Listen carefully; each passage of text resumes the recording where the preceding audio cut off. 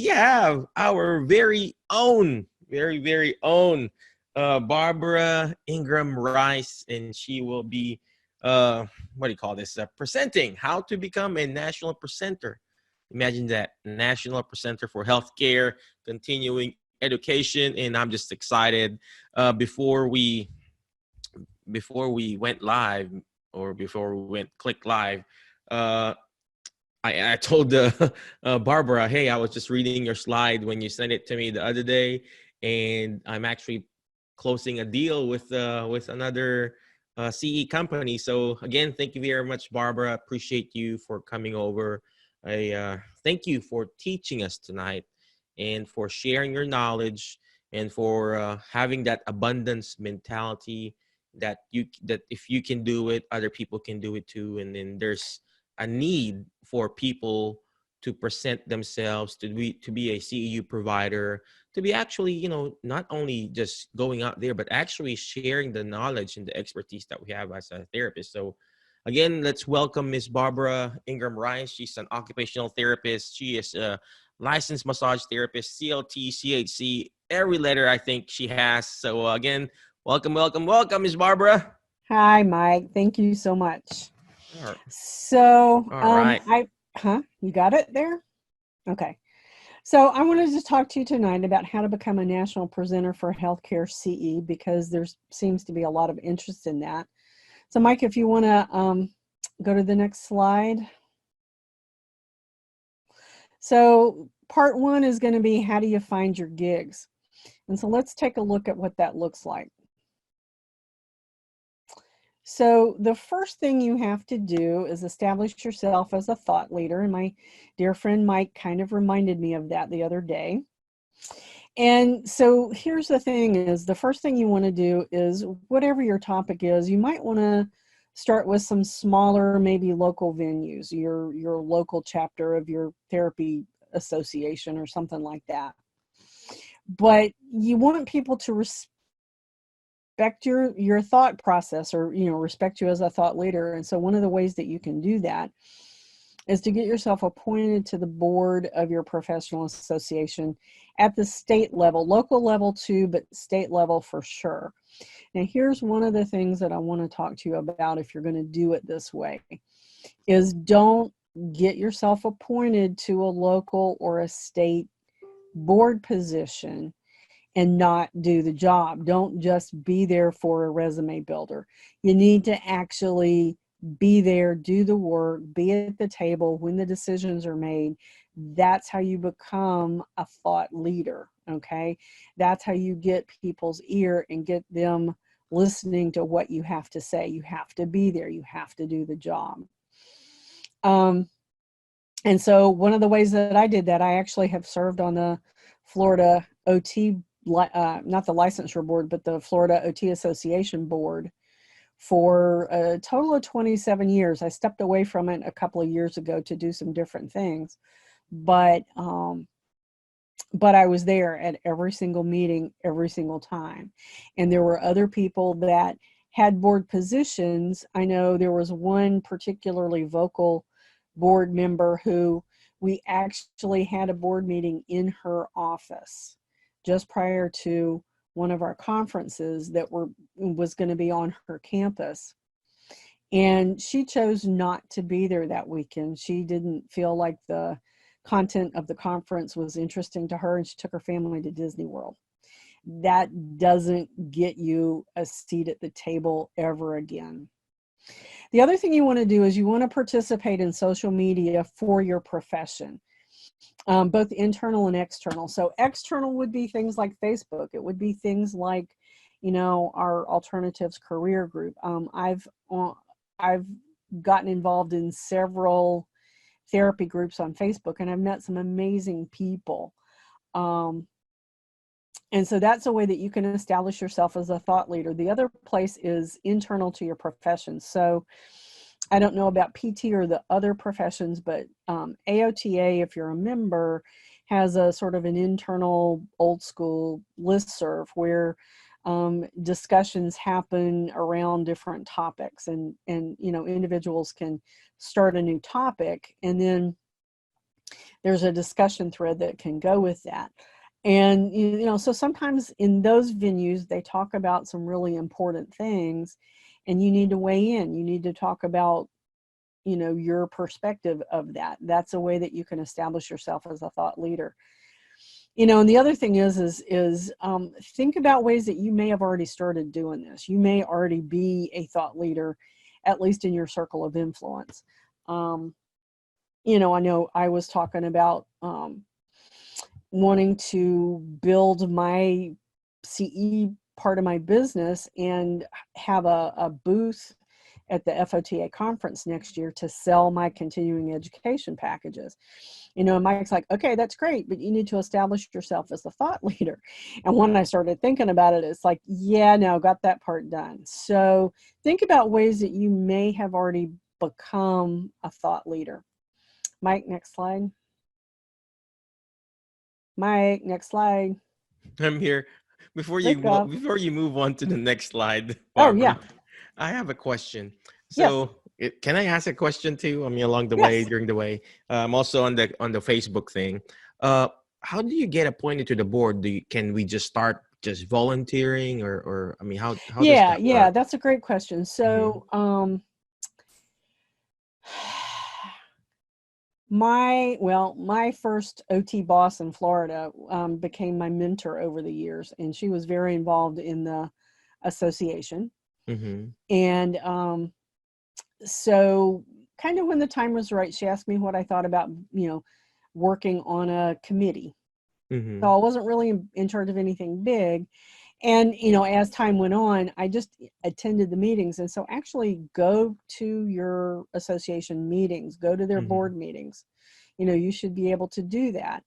Listen to what they're talking about. You know, if there's some place that you feel like you can make a change, volunteer for the position. You know, go on their website and ask them what volunteers, you know, what do you need me to volunteer for? I need to do something.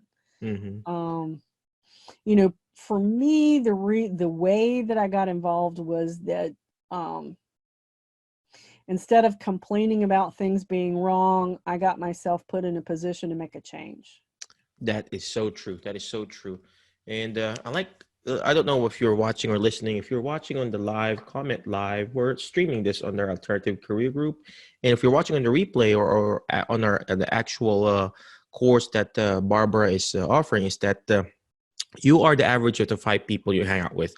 The Right. question is, who are you hang out with? Are you hang out with those people who like to complain about our association, or you hang out with the people who are actually in the association and actually making the change? It may not be a big change, but uh, if you're not part of the solution, you're actually part of the problem. So Right. I like what Barbara is talking about here. And instead of complaining about our association, whether it's an AOTA or APTA, yes, they're not perfect, but go there, network, volunteer, start with volunteering like what Barbara did. Well, and And and the then, thing we have to realize about our professional associations, both state and national, is that it is run by volunteers. Our national mm, associations do have a core paid staff because there's just so much that they have to deal with, but it's all run by volunteers, people that are working all day too, just like you. So if you're finding yourself complaining about what they're not doing right, you need to get involved and find out what they are actually doing, because you may be surprised. that's so true. That's so true. You know, I like what Barbara said. Our association. Yes, they got those paid people, but it is run by volunteers. And if you're not volunteering and you're complaining, definitely part of the problem there. So thank you for Right. pointing that out, Barb. And then she also mentioned about participate in social media for your profession, both internal and external.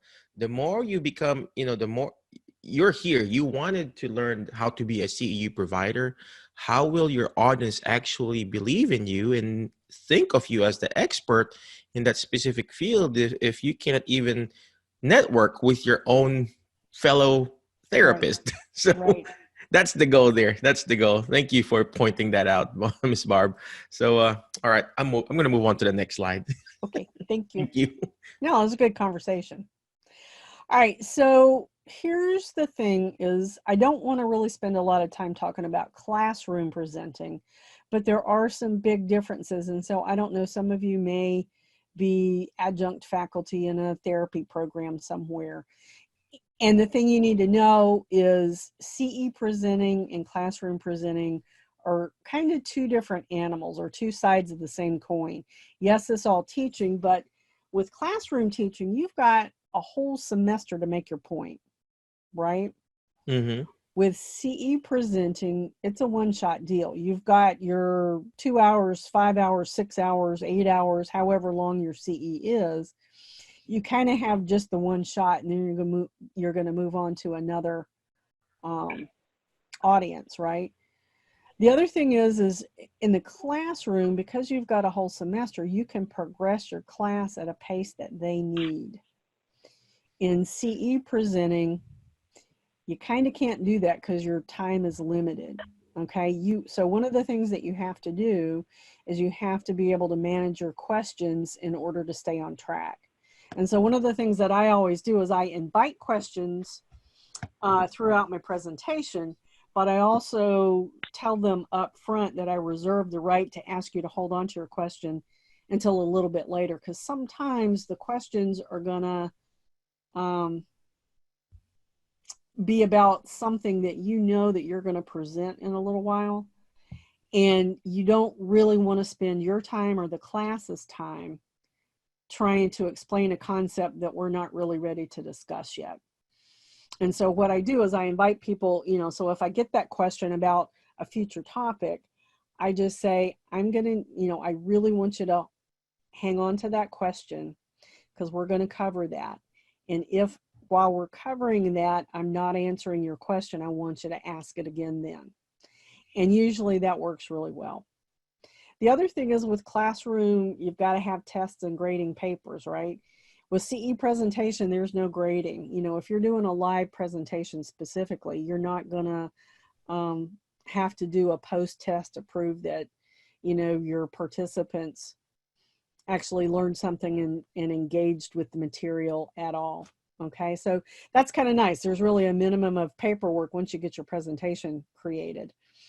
In the classroom, that may require a certain degree level. If you're going to be full-time faculty, the rule of thumb is you've got to be 1 degree level higher than who you're teaching. So I'm an old school OT. I got my degree in 1983. I'm a bachelor's prepared OT. I've got my bachelor's of science. Here's the thing. So I do teach adjunct in an OTA program. Adjunct, sometimes the rules are a little bit different, but I'm still 1 degree a level ahead of the associate's degree. We actually also have a lot of associate's degree OT assistants that are adjunct faculty in our program as well. Mm-hmm. On the flip side, for CE presenting, if you're qualified to speak to the topic by experience or whatever, then you're golden. And I know before I dipped my toe into the national CE presenting arena, I really kind of thought small, and somewhere inside of me, I thought, yeah, I've only got my bachelor's. They're not going to let me talk to anybody. Mm-hmm. But I happened to see one of the flyers, because we all get a fistful of flyers every other day in the mailbox, right? Or in your email box. And I happened to see something come across that, the title got me interested. And when I looked at it closer, it was actually being given by a PT assistant. So I'm like, okay, if they can do it, I can do it. I love that. I love that. And so have confidence in what you're passionate about. Mm-hmm. And, because honestly, nobody cares what your degree is. DPTs, OTDs, I'm sorry, but nobody really cares. What they care about, they don't care how much you know until they know how much you care. That is so true. Are you passionate about your topic? Do you know what you're talking about? That's what people care about. Are you going to give them something that they can use tomorrow in the clinic? That's what they care about. I want to harp on that, Ms. Barb, because a lot of us here, we're PT, OT, speech, and we're so like, I don't know if you know the term imposter mentality. Yeah. There's this term called imposter mentality wherein we're like, oh, am I worthy enough? Right. Do I have this degree? You know what? That's what happened to me. I came here with a bachelor degree and a master that is not really related to therapy. And then, oh, I got to get my doctorate degree because I want this. I got to get Right. all this certification, get this CDP. I got all this crazy certification because I had that imposter mentality. Right. When in fact, I could have started this several years ago. Right. And like what Miss Barbara said, she got this flyer. I'm not saying PTA is not good, but I know PTAs are a really awesome presenter and everything. Right. But this is the eye opening I had. The eye opening, whatever you call that. English is not my first language. I got this invitation to, and he was going to present as a coach, and I attended that seminar, and I said I could talk better than that guy. Right. Right. And I said, if he can, like Miss Barbara said, if he can do it, I can do it too. So whatever you are, whether you're a PT, OT, speech, CODA, or PTA, right now, watching and listening right now, you know more than the average Joe. You know more than anybody out there when it comes to therapy. And you just start presenting. Miss Barbara will teach us how to start, developing our confidence in doing it, and everything will follow. So Right. thank you, Miss Barb. Next slide. Yep. All right, so where do you find those gigs, right? That's the first step. So the first thing you need is a topic. And here's the thing is nobody's ever going to tell you what they want you to talk about. They want you to tell them what you want to talk about. And that's what you want to do. You want to think about, what are you passionate about? What are the sorts of things that your colleagues pick your brain about? Because we all do it with each other, right? What do people come to you to ask questions about? What are the things that you wish all therapists knew so that all of our patients could universally receive better care? So my first regional, there used to be a conference called the Great Southern OT Conference, and it's been gone for a while now, but it was a really nice conference because the presentations were 20 minutes with 10 minutes of question and answer, and then they grouped you by topic into a symposium. So you were grouped with, 2 or 3 or 4 other people speaking on a similar topic. And I had attended the conference one year, kind of like what Mike was just saying. I attended the conference one year, and it was shortly after I got my massage license, and I was really excited about that. And I went to a session because there was somebody talking about including massage as part of OT treatment, and she did a terrible job. I was embarrassed, and I was like so upset because I wanted my colleagues to know how good massage really could be. And so that's what I did, is I submitted a paper and spoke the next year, and I ended up having a standing room only session. And Wow. yeah, and it was really, so we had symposiums. So there were like 2 other speakers before me, all in the same room, and participants could come and go as they wanted to, depending on the topic. And we were in actually a pretty large auditorium, and the other 2 speakers had a respectable audience, no doubt. But all of a sudden, when it was getting towards the end of the speaker just ahead of me, people started just like piling in the room. And I think I had like 60 or 70 people all of a sudden. It's like, oh my God. And they're all therapists, and they probably know more than me. And oh my God. But they didn't, because I was talking about massage, and that's not something that we come out of OT school knowing. And so I just stopped focusing on them and started focusing on my passion for my topic. Mm-hmm. And it was quite well received. So, what are you passionate about? What do you wish other therapists knew so that all of our patients could get taken care of better? That's where you find your topics. There So you next go. slide, Mike. All right, so where are you going to present? We've already talked a little bit about this. You're going to start, local, offer to speak at your local chapter of your professional organization. State and regional conferences, national conferences. You're going to cross-present with other conferences, and then you're going to maybe talk to some of these national companies, and we're going to talk a little bit about what working for a national company looks like. I want to also highlight that cross-present Yep. to other organizations, because that is actually a very, very good arena. Because like what Miss Barbara said earlier, we think that we cannot teach other therapists. So in my case, I said, I'm a I'm Filipino. English is not my first language. Would this American therapist listen to me? Because they know more than me. Even my PTA, they talked down to me before. So you know what I did? I started talking to nurses. So Okay. nursing homes, assisted Yep. living, Yeah. and then Well, independent and living yeah, facilities. yeah. And Well, and I was going to say it's easier to talk to other professions than your own that's true. because they make you nervous. Yep. And then I started talking to nurses Mhm. and providing that CEU course for nurses, the Alzheimer's disease and dementia care seminar. And they look at me as like, oh gosh, this guy is just awesome. It's like he knows, he's a good therapist. Last year I presented at the Tennessee Healthcare Association, and these are nursing home administrators, and they're like, oh gosh, you're a PT, you know what you're doing. I'm like, oh gosh, I think I know what I'm doing. And I go back to when I go and talk to our group, alternative careers group, and talk to OTs and PTs and SLPs. I'm kind of nervous because, oh gosh, I'm talking to my Your therapist, peers. my peers. Well, here's the thing you got to remember is the definition of an expert is somebody from out of town with a PowerPoint. There you go. There you go. So thank you for pointing that out. Yeah. So all right, should I move the next slide? Yep. There you go. Oop. All right. So we talked about, what you need for your proposal. Here's the thing. The conferences, it's going to be a call for papers. For the bigger companies, you're going to have to add a couple of other pieces of information. But basically what your proposal packet is you start with an abstract of your topic. So just a little blurb about why I would want to come to your presentation. Make me want to come listen to you in a short little 1-paragraph thing. And I'm going to tell you that when you're doing this for the national companies, they actually tend to be a little more marketing oriented rather than, scholarly professionals oriented.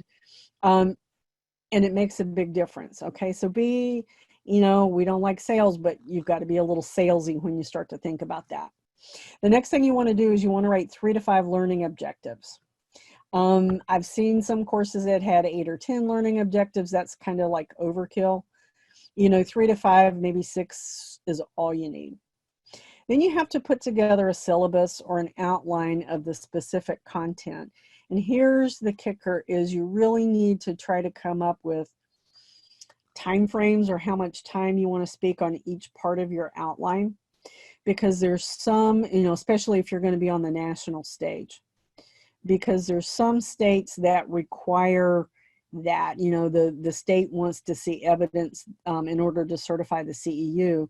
They want to see evidence of how long you talk about each thing. The next thing you're going to want to offer is a speaker bio. So you want to be professional, but you want to think about the marketing again. But the key here is that the speaker bio is all about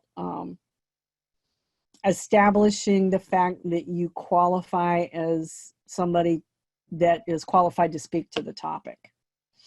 The national companies will want a bibliography, and that, it's like, oh my gosh, I haven't even really fully written the thing, because at this point you're just writing your outline, right? Here's the thing is, if you're thinking about a topic, then you're probably going to go to PubMed or whatever your favorite resource is for the research to support your ideas. So, get, I don't know, 5 or 6 or 8 resources. Start your bibliography. That doesn't mean that has to be the end product. Once you write your proposal or once you write your program, you're going to probably pull in more resources. But you just collect a few things in order to prove that, yes, there's, research out there that supports your ideas. And then they're probably going to want to see a resume or a CV. And again, that's just to establish that you are qualified to speak to the topic. Yep. I had a hard time with the bibliography too. And one CE guy, I reached out to him. I forgot his name. Rwanda is his last name. and asked him, how do I do this? And he said, well, just search and Google. He said, just Google Yep. whatever topic. And then you're not going to copy everything. He said, you're just going to highlight and then reference them. That's it. Just Right. do 3 or 4. I said, Right. okay. Because I was so afraid because I didn't know what I was doing. So, Yeah. Yeah. just, Well, okay. So that's a great point, Mike. And mhm, so how you create that bibliography, most of us, when you learn your research stuff in school, everybody kind of wants it done in APA format. mhm. And there's free websites out there that you can that's an APA bibliography builder for you. So just Google APA bibliography builder, right? So then as you find your websites and things, you just basically just put the web address in there and it'll create the reference in the format that you need. So that's a good little tip too. Yep. The APA reference site builder or something like Yep. that, right? So, Yep. all right. Thank you. Okay. And the good news is you do not have to have your presentation completed to apply. Because, to write a 6-hour CE takes some time. And what if they don't accept it and you've already built this monster, right? So you don't really start writing until you get your topic accepted. And the other thing, especially if you're going to be working for one of the national companies, then they may come back to you with a slight twist on what they want from you in terms of information, and they've got whole teams of marketers that like figure out all the details of the best places and the best times to present and what people really want. So I would kind of just wait a tiny bit until you get your proposal accepted so that you know that you're on the right track as you're starting to build your presentation. All right, next slide. Before you move Oh, on sure. to that, I just wanted to tell you guys that I love this slide here. You do not have to have your presentation completed to apply. Do you guys know in this masterclass, me and Emma said that we're gonna do Facebook Live or whatever, or we will provide content for the whole 52 weeks. Do you think we all have our 52 weeks figured out what Right. topics we're gonna talk about? Right. No. And I mean, yes, you have a plan or this, it doesn't have to be perfect. The key here is you're trying to take action, you're trying to implement something, and then you go along with it. And yes, you have just like creating a short term goal and a long term goal with your patient. You have a long term goal. The patient will be modified independent in bathing or whatever. But do you have those exercise program in line? No, along the way you change it, you tinker with it, you adjust. Okay, today we're going to focus on trunk control, tomorrow we're going to focus on improving transfers from the chair to the toilet to the bathtub or whatever OT stuff. And same thing with physical therapy, Right. we don't tell, okay, we have a 300 feet goal and improve heel strike. We don't have the specific exercise. But along the way, okay, today we're going to focus on improving that heel strike. So we're going to work on that tibialis anterior. Same thing with your presentation. Right. Yes, you're going to submit to the CE company or whatever. Along the way, you're going to figure it out. So thank Right. you for pointing that out, Miss Barb. Sure. I'm sorry, I keep on talking, right? It's okay. I'm just excited because I'm learning. It's okay. All right, there All you right. go. So part of what we're going to talk about in part 2 is how you set your own CEs up. But let's just talk a minute about the benefits of working with a national company. So one of the first benefits is that they find and arrange the venues for you. Okay, they do the deals with the hotel and all of that. They do all the marketing. Okay, so they do all the emails and they print your flyer and they mail your flyer and they figure out who to mail it to and all of that stuff. They do all your marketing. They make sure that your materials are ready to hand out on the day of the event and provide any equipment needed. So like I said, I worked for about 2 years for what eventually became PESI, and one of the first things they did was they sent me a projector.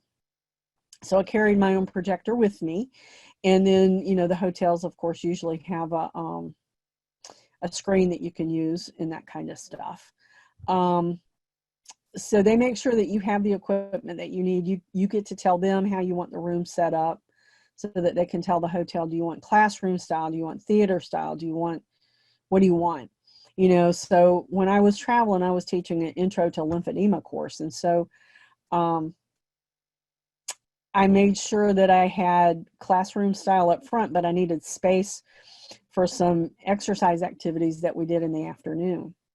You want to make sure, or they make sure, that your CEs are certified in each state and bear the cost of that. Because in most, pretty much all states have some sort of a CE requirement for OT, PT, speech, whoever. But that's not one certification. That's, you got to get certified by each profession. And so they do that all for you. If you're going to be speaking to a national audience, the other thing that you want to kind of keep in mind is, how do you make your topic relevant to more, like for me, I'm an OT, so I needed to make my lymphedema course relevant to more than just OT, PT. I actually had a speech therapist that attended because she was interested in head and neck, and also she actually had lymphedema too and wanted to learn more about it from, a therapy perspective. I've had a couple of nurses in my classes. So think about how broad you can make your topic so that it's appealing to more than just OT and PT, because the more bottoms you put in the seat, the more money you're going to make. The other thing is that they do all your travel planning for you. They'll coordinate with you. I know in the beginning, I had a big old form that I had to fill out with all my preferences. Do you want an aisle seat or a window seat? Do you want to sit at the front of the plane or the back of the plane? Do you want to, what time of day? What's your best airport? What are all your reward point numbers, right? So if you're going to do this, one of the things you really want to do is you want to go to all the different hotel chains and all the different rental car chains and all the different hotel chains and sign on for their rewards points, because I can tell you, as you're traveling to teach with these national companies, you're going to build up a lot of points, and then you can go take a vacation on points, and it's nice. Okay, Mike, next slide. That is so true on those points. I know, right? So how do you find that national company? Where are they? So look at the flyers that we all receive either in the mail or on email, okay? PESI is one, Summit is another one. There's several of them out there. Think about who sponsored some of the CEs that you attended that you really enjoyed. You can go to their websites and check for links on how to apply as a speaker. I know, Mike, you said earlier you reached out to PESI based on our conversations getting ready for this. Yep. What did you do? Did you go to their website? I actually just, so like what I said earlier, I got the slides from Barbara and I read it. I scanned through it and said, just check for websites. And I said, well, let me go in and apply. So I click application for speaker. It's normally in a very, very small button there, small letters. You just have to be really, and I'm used to finding those gigs because I would go to different associations and they would say request for proposal and stuff like that. And I said, well, if other people can do it, I can do it. And I think I can present myself through PESI. So I got that. I got a call this afternoon and she gave me my rate and what they take care of. No, they're going to send a projector. I said, I carry my own projector. And she told me all the benefits and the perks. And I think I'm going to do it. So yeah. So yeah, I should call them and get a referral bonus. I know, right? What's your affiliate link? Yeah, there you go. And then the other thing, this is what happened for me is I was at AOTA, and you know how when you go to your national conferences, there's always some booths that are just more popular than others that you have to kind of just wait in line to get up to see what they've got, right? And so I was actually waiting to go see another booth, and the line had me over close to at that time it was cross country. They're the cross country booth. and nobody was talking to them. And so the young woman that was there was very engaging, and she wasn't really pushy, but she just asked me, what do you specialize in anything, this and that and the other thing. And when I said lymphedema, she goes, oh, could you teach a course on lymphedema? And I'm like, sure. And then my brain's like, no, I've never done that before. Sure, I can do it. Uh-huh. So like Mike, it's like, if I can do it, you can do it. Like, and I find my whole career, I've found that I get myself in sort of some important places by making some really superficial, decisions. So it was like, I really wasn't looking to talk to cross country. I was looking to talk to this other booth, but I needed something to do while I was waiting. And all of a sudden I'm becoming a national presenter. That's, you know what? Some stuff that we do as speakers and, presenter, it's just crazy because tomorrow I'll be doing an in-service. This lady in this psych hospital that I go to, and they just love me there because, I'm quote unquote dementia expert. And she said, Michael, we're going to have a 2-hour in-service tomorrow. Can you talk about doing an in-service for this, what do you call this, sit to stand lift? I just said yes. You know us. I mean, we just say yes, and we'll figure it out. Right. Apparently, I looked at the sit to stand lift that they have. I mean, I don't even know how to use it. So I asked a CNA, a certified nurse assistant. I said, can you teach me this tonight? So I asked her to teach me. And I said, okay, it's easy. So I didn't even know how to use it. Yeah, go to the company, look at their YouTube videos. And then they're going to pay me to just do an in-service there. So I'm like, okay. I got a message from Amber here. She said, you're all giving me such hope. Hey, okay. Amber, you're an OT. You are an expert already. So it's right. Just follow the steps what Barbara is sharing us, because here's the thing. When Barbara was starting, nobody was doing this. Nobody was teaching us. Same thing with me. I just do it along the way, and I make mistakes. The one big mistake I did is I did my own faxing. And I know Barbara's going to talk about that too. And I sent the fax using an electronic fax. And in the fax machine that I use apparently has a $1 charge if I go over 50 faxes a month, the computer system that I was using. And I told my assistant, okay, just fax everybody in that area. And she said, oh, are you sure, sir? I said, yeah, fax every day. So I ended up paying $2,000. Oh, because we sent all the faxes every day reminding this nursing home, hey, I'll be there for 3 days. I'll be there for 3 days in this nursing home. And I even got a call that, please, no more faxing. And $2,000, and I got burned.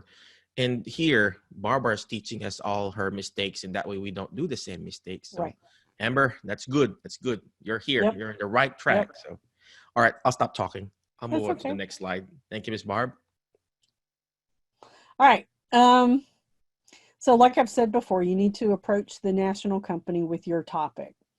Have an idea of when you want to travel. They likely will tell you where to travel. If you have ideas of places that you'd like to go, throw it out there, because I did some of that. But kind of have an idea of what your life looks like. And here's the thing: is it's not like you reach out on the website and you get a call today and you're going out to teach next week. It doesn't happen that quickly, because they have to put together your flyer and look at it as a team and figure out where they can sell your topic the best. And I know one of the struggles I had, honestly, was that they always wanted me to go out a lot in the fall. And I actually teach in an OTA program, and I teach kinesiology. So I'm on campus 3 days a week. And so there's just no way that I could go out and do a 3-day tour while I'm teaching kinesiology. But they always felt like that was the time of year that they sold the most continuing education courses. So, kind of be aware of that, kind of be flexible, know kind of what your schedule is going to be like so that you can, because once you've committed to a tour, you really can't unless you hurt yourself. Like I actually did have to cancel one tour one time because I broke my tibial plateau and I was non-weight bearing, and I really just couldn't face trying to manage an airport and luggage and being on my feet for 6 hours and not be weight bearing. So, but that was extenuating circumstances. So kind of just plan, make sure that you look at things like family birthdays and anniversaries, and, you don't want to schedule yourself to be on the road when you really should be home for your parents' 50th anniversary or something like that. You know what I mean? Think about all of that stuff ahead of time and kind of have it in your mind when you apply, so that when they start trying to give you dates, you're ready to roll with it. And The of other course, thing that's is where, yeah. Go ahead. Of course, that's where our professionalism comes in. You are Right. going to be the national, you're a CE provider, and by hook or by crook, you got to be there. I mean, professional speakers, I mean, they go out and, just like physicians, those physicians, you see that in videos, in news, that they will travel snow and everything. And that's how we are too. If you are a professional speaker that travels around the country, you got to do what you got to do. And it's just a commitment to a standard that is just way above and beyond, So thank you for pointing that out, Ms. Barb. Yeah. Mm-hmm. The other thing that you should be prepared for is they may come back with a twist to your approach based on what they think will sell the best. Don't be offended by that. Think about which battles you want to attack first. It's like, think about what they're really asking you to do. And it may not be that they're actually changing your topic, but they're challenging you to be better with it. If you look at it from that perspective, because they know how to sell it. And so you can learn a lot from that, especially if you want to eventually go out on your own and do it on your own. Okay, Mike, next slide. All right, so let's talk about the tour. So typically speaking, a tour is going to be a 3-day tour. So what that means is you're going to be on stage 3 days in a row, 3 different towns. So you're going to fly out the day before your first presentation, spend the night, get up, present, pack all your stuff up, get in the rental car, head to the next place. Get up, do it all over again, pack it up, go to the third place, right? So typically speaking, they're going to try to bring you home right after, immediately following your third presentation. And, you have to decide whether that's okay or not. I think they have a lot of speakers that also have full-time jobs and they take a few days off to go, out on the road and present, and they want to get back as quick as they can. I'm going to tell you that by the time you get to the end of that third day, you're going to be really tired, because nobody sleeps great in a hotel bed that's not your own. And especially on your first tour, you're not going to sleep well because you're going to be so excited and nervous and everything else. Mm-hmm. And I know my first tour was in Pennsylvania, and I let them bring me home immediately following my final presentation on day 3. By the time I got home, I was so sick. I just had, sort of the nasty cold from, where. And I think it was just because my immune system was so beat up from working so hard, being so excited and nervous, learning how to do that kind of travel, because that's very different than vacation travel. And I was sick as a dog. And so after that, I started requesting that I stay over the final night. Now, here's the thing is, if they can't find you a reasonable flight home so that you're not getting home at midnight, 1 o'clock in the morning, they will pay for that extra night. But a lot of times you're going to have to pay for it. And I just did, because it was worth it to me. to come home all in one piece. So that's something that you want to think about. The other thing is tours can be longer or shorter. I know of one speaker that would do a 4-day tour, and she'd do 2 days, take a day off in the middle, and then do the other 2 days. I think that's a great idea there. Most of the time, these national companies don't like to do weekends. Hmm. Yeah, Pessy And said they don't do it. I said I do it every weekend. So yeah, why do you well, think so? what they told me was that they don't like to do weekends because the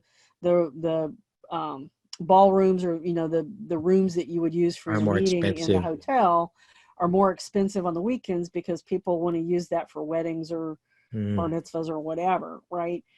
And I've been in the process of actually scheduling a series of my own presentations locally for me.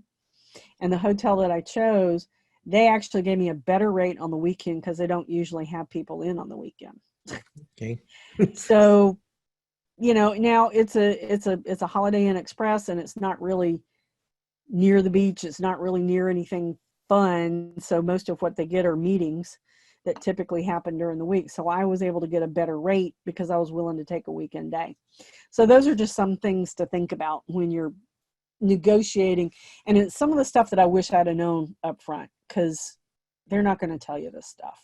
Yeah, that's true. We're gonna figure out on your own. So Right. that's what we did. I think 2 years ago when I started. Uh, we looked for a venue and everything, and uh, are you gonna pay for the food? The breakfast. Are you Right. gonna give coffee or drink? Or Well, and the national just, companies, they'll do mhm. coffee and tea in the morning, and that's it. No bagels, no, they don't do lunch. Yeah, I know. So, yeah. So, all right. And then on the, I do it for 2 days. So for those people who Okay. don't know, I do it for 2 days. I'm tired, Yeah. and I'm not even traveling. I'm doing everything online now, and I'm tired. Yeah. What more for 3 days? So when you start doing this, you really need to be physically ready for it, Right. mentally ready for it, Right. and actually doing exercising and really taking care of yourself. So yeah, I know so when I that's was traveling, I used to want to create a business person's CrossFit gym where instead of rolling tires and stuff, you had to lift suitcases into the overhead and pull a suitcase and run through the airport and yeah, stuff like yeah, that. and then what I mean, are we going to also talk about the clothes to wear or something like that, Um, how to take care of our voices, or yeah, am I we asking too can. much? No, no, no, no, no. That's actually good information. And yeah, so the clothes that you wear, you need to dress comfortably. In the years leading up to that, I was, already starting to do some speaking. So I would actually watch the other things about a presenter besides just the presentation. You Mm-hmm. want to be dressed professionally, but you want to be dressed comfortably. Mm-hmm. Um, so wearing like a suit and tie for the men or whatever, no, or a dress. I don't think that has to be. I'm not a podium speaker. I can't stand behind the podium and, you know, speak from there. I move around a lot. So, and I'm prone to doing demos for for audiences. And so I really don't ever wear a dress when I speak because, Mm-hmm. I never know what position I'm going to find myself in. Um, the other thing is that most of the companies are going to want you to do, and I think I've got a slide on this somewhere, but they're going to want you to do, have some sort of a lab Mm-hmm. as part of your presentation. And they're going to want you to have some sort of a case study as part of your presentation. And so kind of what I looked at was intertwining some of those lab things through the day instead of all at once in order to give me a break. That's true. Um, the other thing that I did was I utilized some videos, again, to give me a break. Mm-hmm. Now, the other thing that I would do in terms of taking care of my voice is I would make sure that I had a really good, and with Yeti, and now Walmart actually has their brand that is just as good. But some of these, like a sealed travel coffee cup or something like that, that holds the heat or the cold in for a long, long time. And so what I would typically do is I would have one of those filled with hot water, and I would bring with me some throat coat tea. So there's a brand called Traditional Medicinals, and they have one of their ones is called Throat Coat, and it's for Throat coat. soothing your throat. Mm-hmm. And so I would take that and put a couple of drops of like a bergamot essential oil in it. Mm-hmm. And so then I would have that I could sip on as I was presenting, and it would keep my throat in good shape. Yeah. The other thing is you've got to make sure that you feed yourself. So make sure that you've got something for breakfast. I used to like to take my own, like a really good quality protein bar for breakfast. Sometimes I would have a protein shake again in another, cup that would hold the cold, so that that I could sip on that just like water, so I could keep nutrition going into me all day long without a big fuss. A lot of times what I would do is the night before I'd pick up a salad. Mm-hmm. And as people went out to lunch, I stayed in. And the other thing I would do is I would get late checkout, so that when I go to lunch, I can go to my room, be quiet and by myself. Sometimes it's fun to go out with your participants, but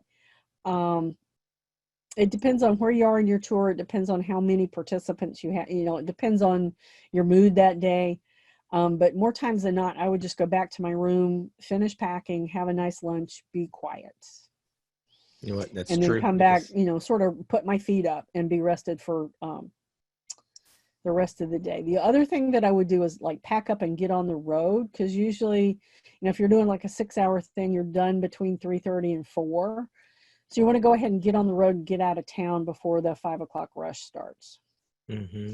And then I would maybe stop somewhere on the road and have my meal instead of waiting until I got there. The only problem is when I was in Iowa, they don't have even McDonald's on the roadside. Like if I wanted supper when I was traveling between places there, I would have had to, knock on a farmhouse and say, "Can I have dinner with you?" Because they just didn't have restaurants in between the places. Yeah, there are highways like that, I know. like Yeah, I 2 hour was on the drive. interstate It's like, highway and there where's the wasn't a McDonald's next? in sight. Not that that's really what I wanted, but That's a very valuable tip there, especially the the yeah, throat thing. I yep, carry a what you call this, a spray. I learned yeah, it from one of my speaker coach, yep, and they said, "Oh, carry this spray." So I have that. It's like a numbing spray. I forgot the name, but it's yeah, a red spray, and I spray it, and it just coats my throat, and then boom, you're good to go again. right. So yeah, thank you for those tips. So I move on to the next slide. Good question, Mike. Okay, so we've already covered some of this. You can ask to stay that extra night. Bottom line is what we just talked about. Ask for what you need to take care of yourself during your tour. There you go. There you go.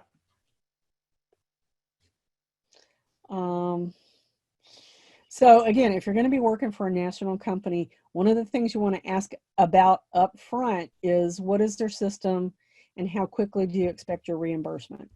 So some of the companies, they'll make the travel arrangements. Some of the companies ask you, and they'll ask you up front, do you have a credit card that has room for, some of them want you to pay for your rental car and your hotel, and then they'll reimburse you. Over the course of a 3-day tour, that can be a lot of money. And so you want to make sure that you know how quickly you're going to get reimbursed. Smaller expenses like food, parking, those kinds of things, those are of course reimbursed too. And sometimes the companies will do a per diem rate for the food. So you get this much money per day. If you eat more than that, that's on you. Okay. So there's that. Mike, next slide, Mike. Yeah, there we go. So what do I get paid? It depends on the company. And again, we've all been on job interviews and you don't really want to go in the door saying, okay, what are you going to pay me? This is a different arrangement. You're going to be a 1099 person. This is a business agreement. This is not a job, really. And so it's okay to kind of be pretty blunt with, okay, what am I going to get paid? So a lot of the companies will give you a percentage of what each participant pays. Some companies are doing a flat rate per day or per tour. Some companies do a hybrid where they either pay you a percentage per participant or the flat rate, whichever is higher. The other thing that I wanted to talk about, I know when I was with PESI, they have at least, one that I know of actually, a location. So they had me present in Nashville where, one of their main offices was.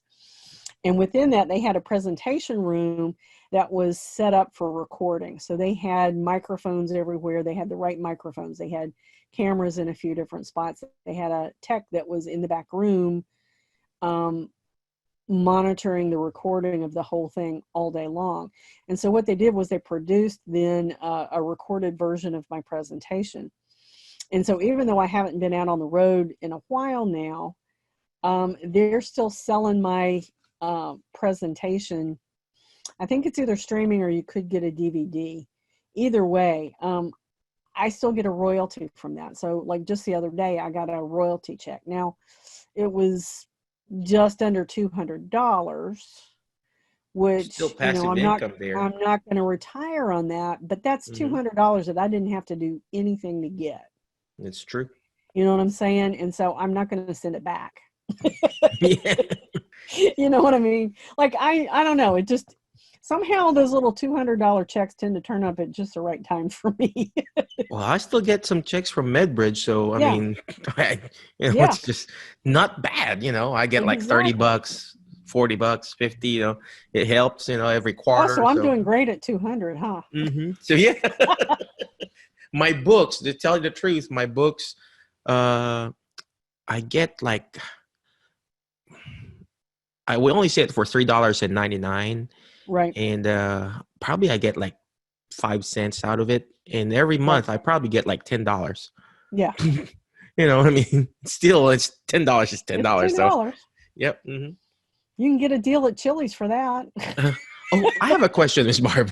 Yeah. Speaking of that, so for example, we're $10.99, right? Right. Can I sell my books there? I'm doing it on my own, so I bring my books, I give it for raffle. That's But a great question. It's And I don't know if anything has changed or just since don't. I was traveling with PESI. But what they actually told me is that if I had any products that I wanted to sell, I had to bring them, I had to process that payment, I had to deal with it. But I was definitely allowed to do that. If I made any connections where I ended up doing some consulting or, other business adjacent to that, I met somebody there that then became a client of mine or whatever, then, that was fine. They didn't. Perfect. That was fine. So, I would double check and ask. Okay. But like one of the things I taught, one of the exercise routines I taught is called 4-Minute Fitness. And I learned this from my guru, and he produced some DVDs and he sells the DVDs. And so I was able to buy the DVDs at wholesale, sell them at retail. So I would support what I taught in the class by saying, gosh, if you want to buy the DVD, here it is for $12 or $15 or whatever. Yeah. I remember there's this gentleman that he's a PT, and I attended through Summit, and he was selling his DVDs, and we swapped. I gave him my book, and he gave me his DVDs. But I said, this is a good idea. If you're talking for Summit, he was talking for Summit, and I bring some of my books, sell it for $5, and then make a connection there, and then upsell and sell another certification. So okay. Well, the thing that I'm learning to do is as you're presenting, you position yourself as an expert, and you position yourself for other things that you offer, so that, and you don't talk about it in your presentation necessarily, but you allude to it. And then when people ask you questions on breaks or whatnot, you can say, gosh, let me schedule an appointment for you and we'll talk next week. And And That's good. that's fine. That's what you should be doing. Mm-hmm. Okay. Next slide. I think. Oh, yep. Yep. All right. Here's a caution that I want to throw out there. Companies that provide mostly self-study online courses.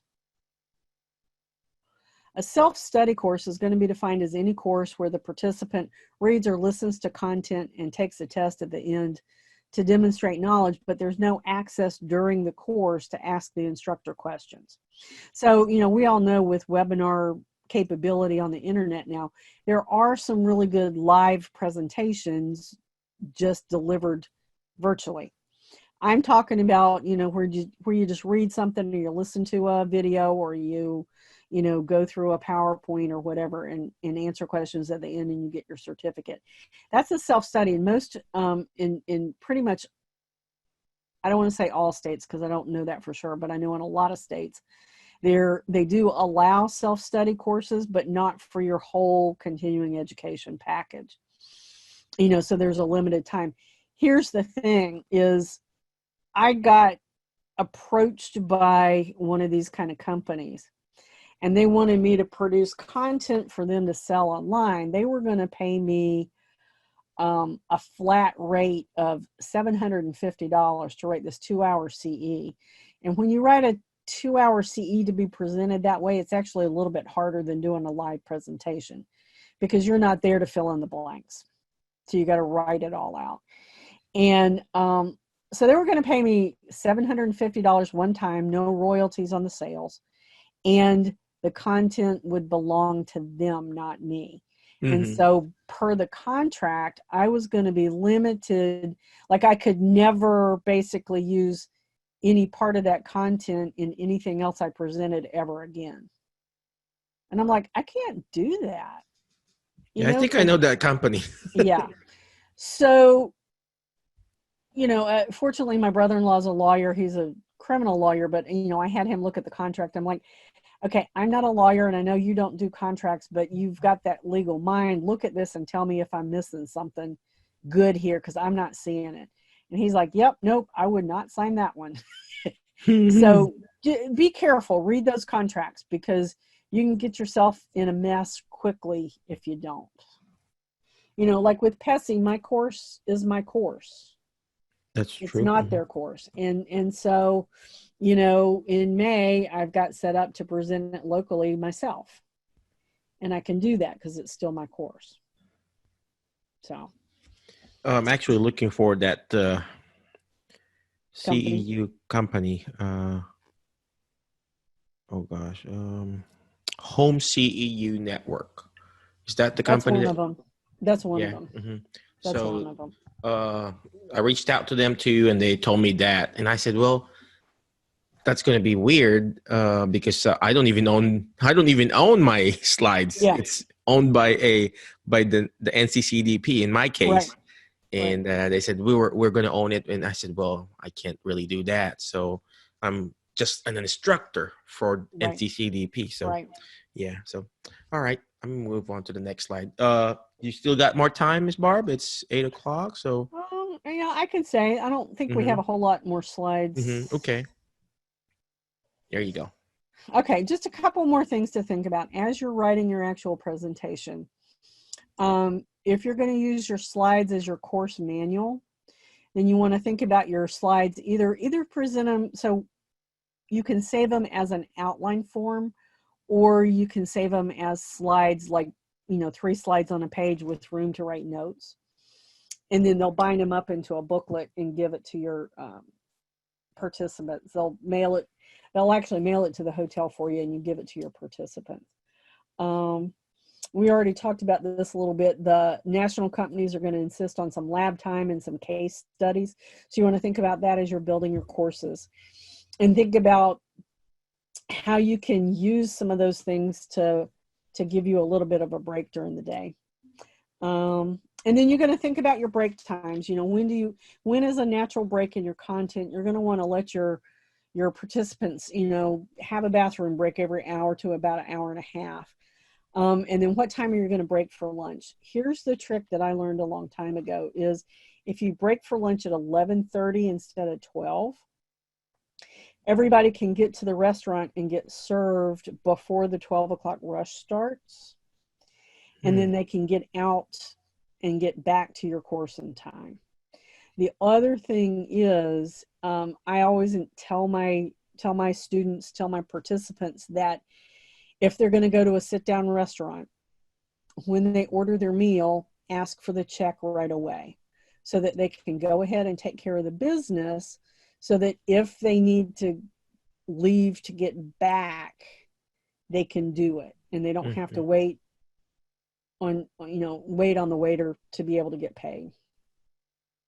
You know what? That's a great idea there, because sometimes we forget as an instructor, like, yeah, oh, those simple tips there is gonna really help. well, if you structure their time that way, then you can stay on time and get them out on time, and they'll love you for it. That's so true. So true. I have a question, Miss Barb. I Yeah. have like, in my case, we have, I think, 11 or 12 chapters, 11 PowerPoints, 11 chapters, and I rarely finish it. How do you condense all those information in, I'm supposed to teach it in 8 hours. Okay. So is there a way for you, I mean, I guess my question is, how do you make it faster, or how do you make it better, faster, and and you're still providing value? I mean, you've been doing this for like forever. So do you take questions throughout, or how do you do your questions? In my case, the way I teach it, I would also ask the student. Amber was there. I would ask the student, hey, can you present yourself, do your thing, pretend like you're also presenting, and introduce yourself, read the slides, share a story. And I would challenge them, hey, this is how you do it. So this is how you become a certified dementia practitioner. And they'll be like, okay. So that normally, it's like more like a lab too. It's like a lab. Right. And sometimes it goes so long. So well, you're in control of that.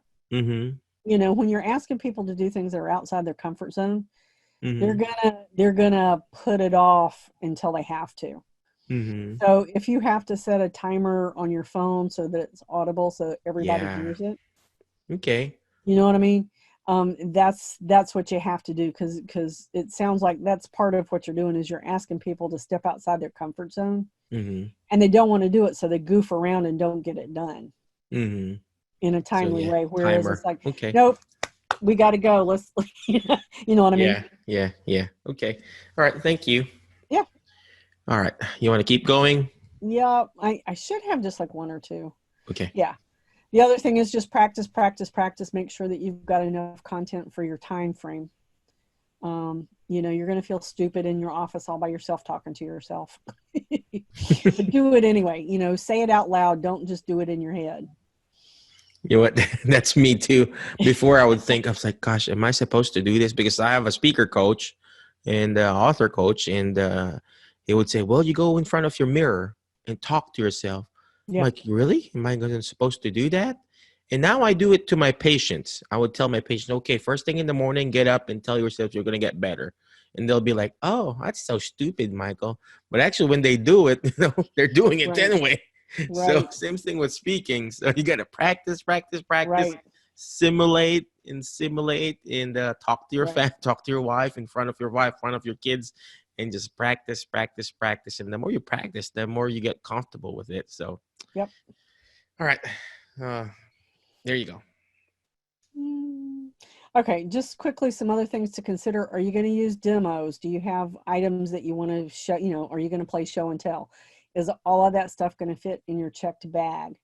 One of the things that I did that was really helpful was I connected with a few industry vendors, and they would send materials that were useful and helpful that I could hand out. So I got to give all my participants presents, because they usually send, so I was teaching about lymphedema. And so Juzo sent me 2 pamphlets. One was like a diary for a patient to use to track their progress. And the other one was, it was a little booklet on the risk factors for lymphedema. Those are, so anybody can like rate Juzo and get a bunch of those for free to hand out to patients. And so it was a great sample thing to give to our patients. One company was Lymphedivas, and they actually, for a little while, were sending me sample sleeves and gloves to pass out to people. Both of them would send, a pen for, like an ink pen with their, branding on it. So I get to give everybody presents and it didn't cost me anything. They would mail it right to the hotel. So if I was in 3 different hotels, they'd mail it to 3 different hotels. So I didn't have to haul that stuff around. And You know what? so I that was have kind of never fun thought too. about that. Yeah. That's so great. What I've been getting is books from my author friends, and that's what I give out. That I give out. Hey, I got this book from my author friend. But yeah, I've never thought about that. I Yeah. guess I got to do that for my dementia class. Right. So, All right. Next slide. Yeah. All right. That's it. We'll do part 2 next week. all How to right. create your own events. Well, thank you again, Miss Barb. Appreciate you. I learned a lot today. So Good. I again, hope if so. for those people who are watching on the replay and obviously on the live also, before we let you go, always remember the word fast. FAST. I always tell you this. I always tell this on all the videos I do. FAST. First is find friends that will push you to your next level. Right now, you're in this masterclass group, and it's awesome. It's great, and I've learned with Miss Barbara. And the more you hang out with awesome people, guess what? You're going to be awesome. The more you hang out with Miss Barbara, reach out to her, ask her a Yeah. question. The Yeah. more you're going to be Please do. better at this CEU class, or how to start your own CEU class. And what's the next letter? Letter A, take action. I'm sure when Miss Barbara started her CEU class, the very, very first time she did it, I'm sure it wasn't perfect. Now I guess it's really awesome and perfect, but when I started, oh gosh, it was such a boring class, and I think Amber was first of my first few students that time, and I I, I did it 2018. When I did it live, it was such a very boring class. I was reading the slides. There was no interaction. I was just sitting. Like what Miss Barbara said. I was right behind the podium. I was hiding, and I was just like, oh gosh, let me just finish this, and I was sweating, drinking water nonstop. And it was just like I wasn't able to eat, but I took action. And right now, it's still not perfect. I'm still evolving. I'm still finding ways how to improve it. And all you need to do is just take action. That's letter A. Letter S. What's letter S is learn how to shoot for the moon, because when you keep shooting for the moon, you're going to be eventually landing with the stars. Right now, I'm keeping shooting. Keep shooting. I'm landing with Miss Barbara. And guess what? Every time you shoot, you're going to fail. You're going to miss that shot. You're going to fail. You're going to encounter all this crazy therapists, crazy people outside there who will ask you and challenge you, all the stuff that you're doing. And you will encounter, what you call this irritants in your speaking gig, but will that stop you? No. You're going to keep pushing forward. You're going to learn from it. And that's how you keep going. It's going. That's how we keep going. All right. See, even English is not I'm running out of English, right? And last but not the least, letter T. Teach it. And that's what Miss Barbara is doing, because when you hear it, you forget. When you see it, you remember. But when you're actually teaching it, you're actually understanding it more. So the more you teach it, the more you teach your class, the more you're going to get better at it. So thank you very much, Miss Barbara. Good evening. So welcome to part 2 of learning how to be a CE provider on the national stage. And this is part 2. And so last week, what we talked about was how do you get started as a speaker? How do you find those gigs? How do you, get yourself some name recognition and then sign on with maybe one of the national continuing ed companies, and what that looks like, what the tour looks like, and what feels like. So tonight, what I wanted to spend time on is how do you create your own events?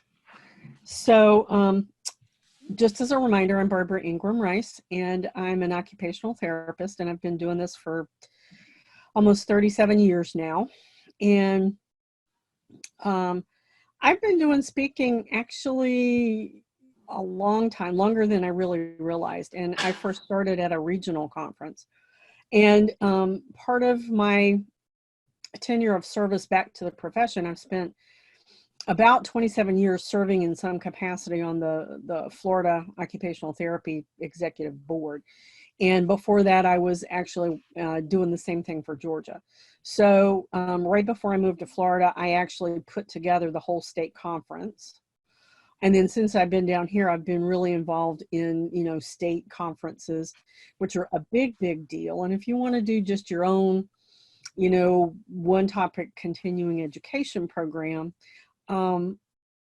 that's easy breezy. And so that's what we're going to talk about tonight.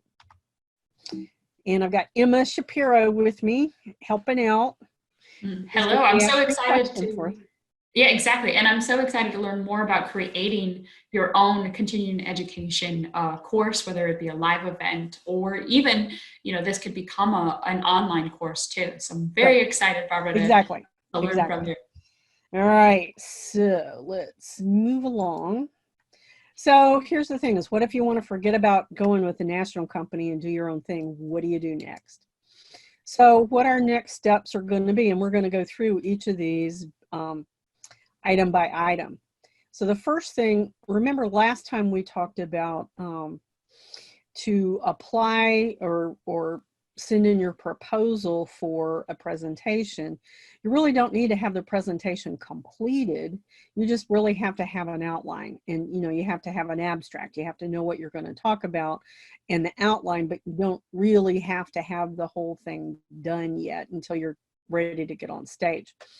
So when you're ready to do your own thing, you really do need your presentation complete so that you really do know how long it's going to take to present.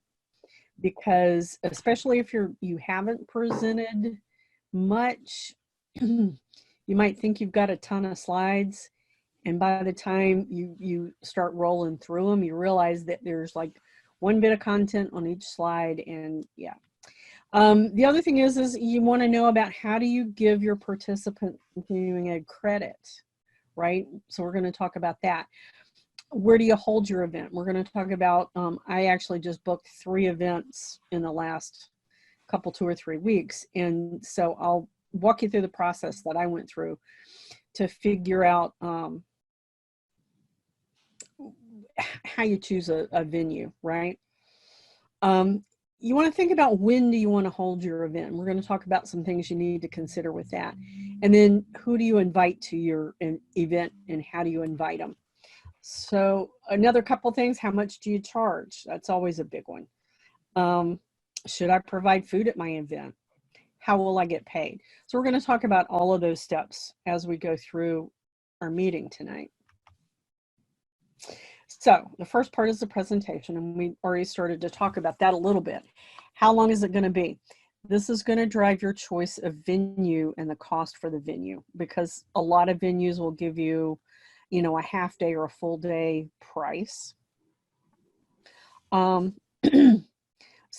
that kind of comes down. But the other thing is you need to have your presentation completed and practice it, whether you're doing it online, whether you're doing it in front of your mirror, and you feel like an idiot doing it, but you got to practice it, because like I was saying, you might think you've got enough slides for 6 hours of stuff, and all of a sudden you realize you don't. Okay, so you want to know how long your presentation is. Who is the presentation good for? Okay, is it just for OT? Is it for PT? Who is it good for? Okay, because the wider your audience, the more people you have to draw from. You don't only have to present to your own profession. You can present, across the board. So my lymphedema event, for an example, that I was teaching through PESI, it was good for OT, PT, OTA, PTA, but also nursing, massage therapy. And I think I actually one time had a chiropractor come and a physician came. I had a speech therapist that came. She wasn't actually interested in it for CE. She actually had lymphedema and she wanted to learn more about it from the professional aspect of that. So who is it good for? Because the more people that want to see your program, the more likely you are to sell out your event. How will the participants get handouts, and what are the costs associated with that? So that's a two-part question. Are you going to deliver your handouts electronically? And if you're going to do that, then you've got to figure out how you're going to do that. You've got to make sure that you're probably delivering them as PDF files, because not everybody has access to, you know, Word, or, you know, I'm an Apple girl, so I use Keynote and Pages a lot. It's really easy for me to save those as a PDF or as a Word file or something like that, but you got to make sure that it's in a format that everybody can open without any problems, and PDF usually meets that criteria. If you're going to print those up, you need to know how much that's going to cost. You see what I'm doing here is I'm starting to clue you in on places where costs are going to be found, so that you can actually price your presentation so that you can pay all your expenses and still make some money. So that's what you want to think about there. So giving continuing education credit. That's a little bit of a tricky thing. So it can be one of your largest expenses. And here's the thing is, if you're going to play to more than one profession, then you may feel like you want to get certified as a CE provider for each of those professions. I'm going to tell you something that's going to be a little bit pricey. Or do I get certified at all, right? I mean, those are two big questions. And so to give you an example, here's what I've chosen to do. So I've done a bit of research on this, and I've been doing, you know, been around this for a long time.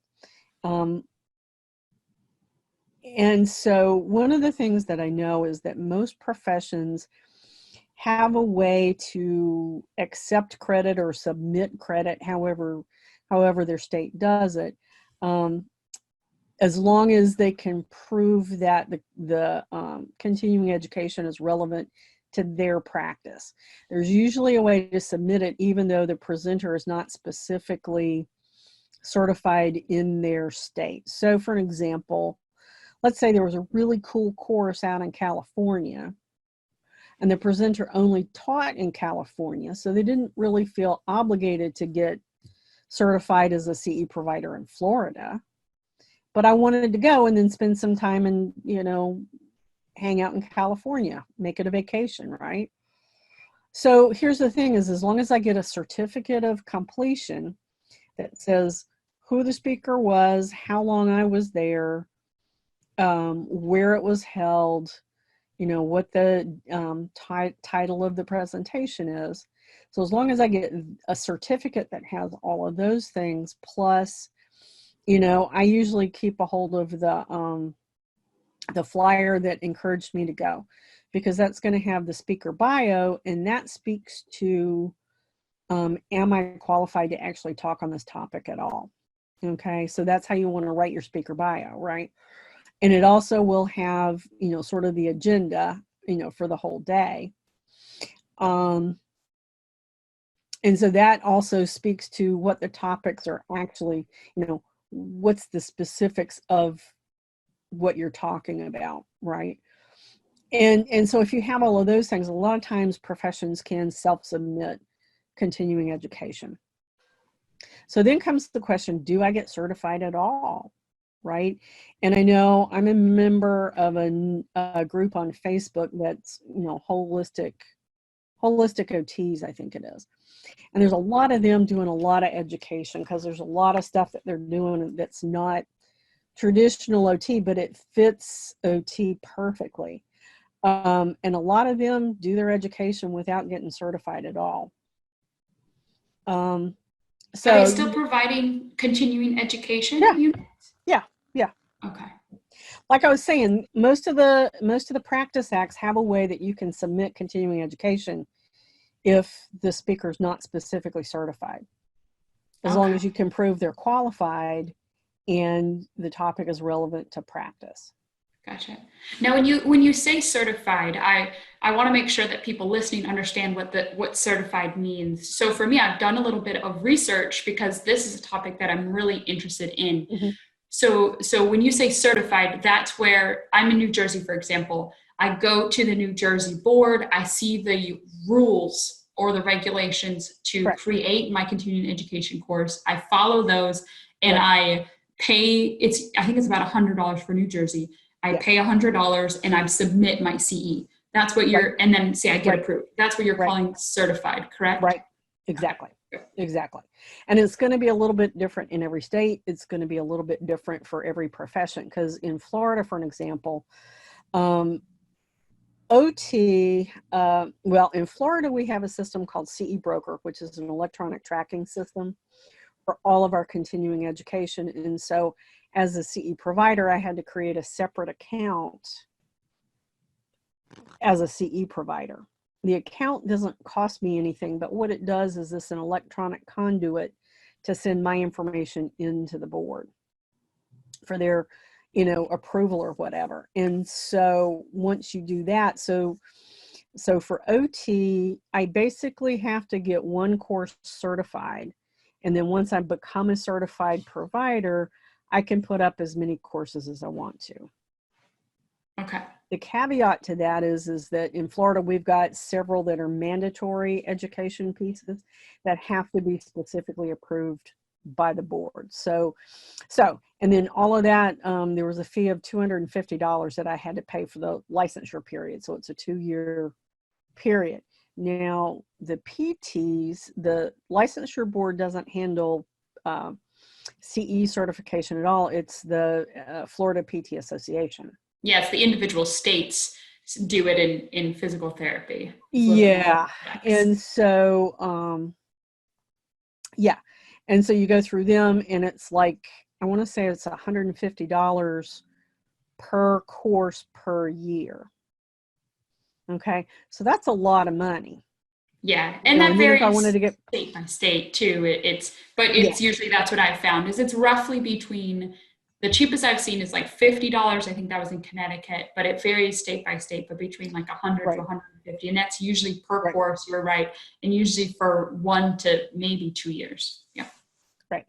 So all that to say, and then you can, I don't know about PT, but OT, you can get certified through AOTA, our national association. Lots more hoops to jump through, and it's lots more expensive, and it renews annually. So, that would have me certified sort of all over the country, but, I don't know, I'm just getting started doing it really all on my own. And so kind of what you want to do is start where you can, So what I've done is I've gotten certified as a provider for OTs in Florida, and I led with the mandatory courses. And so I'm putting together a mandatory package that everybody has to have every 2 years. And then I'm adding some other interesting things to that. So anyway, so the big thing is how will my participants receive credit? And so it just depends on your state. It depends on how you're certified as a provider. Through CE Broker, I will now upload that information to their electronic transcript following the completion of the course. But you got to make sure that you give them like a certificate of attendance and all that stuff. Gotcha. And I just want to go back really quickly to the last slide, is that I want people to know that even big companies out there, for example, physicaltherapy.com, are not certified in every state. So I don't want you to feel like Barbara said, do what you can to start with. Where is your target market and where do you think the majority of people are going to be that are going to buy your course? And I usually think it's easiest to maybe just start in the state that you're living in and then expand from there. But even physicaltherapy.com, they don't have my state and they don't have all states. So, these big companies, if they don't have all states, then don't feel like you have to as well. Yeah, or start in your state. And then if there's a place you want to go travel, like I've got family in Georgia, maybe I'll do Georgia next, Or could you, Barbara, could you maybe pick the cheapest state? And do you have to you don't have to live in the state that you get certified, correct? No. Mm-mm. You could pick the cheapest state. Or You know, and you can choose not to do it at all. You know, I chose to get certified for OT because I already teach some of the mandatories, and so that was an easy lead-in for me. That course was ready to roll. It actually had already been approved through the Florida OT Association, so I knew it was good to go. And I just felt like being certified somewhere gave me a little bit of credibility. Definitely. No, I agree 100%. Yeah. I would recommend that you do get certified, because I feel like that would just streamline the process and also reduce the risk of like unapproval for your attendees, you know, Right.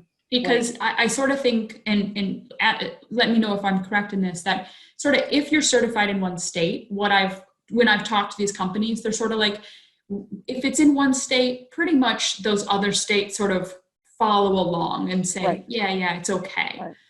But if you're not certified and someone pays money for your course, you run a greater risk of that person maybe not getting that CEU approval and really doing them a disservice. Right. All right. All right. So now we're to where I should hold my event. Yeah. So where should you hold your event? And there's a lot of different venues that you can look at. And, you know, of course, the first thing everybody wants to look for is a free place to do it. And free is not always free. Sometimes there's some unintended consequences with those. And so we're going to look at a few different types of venues. We're going to look at, you know, sort of city and county facilities. We're going to look at hotels. We're going to look at restaurants.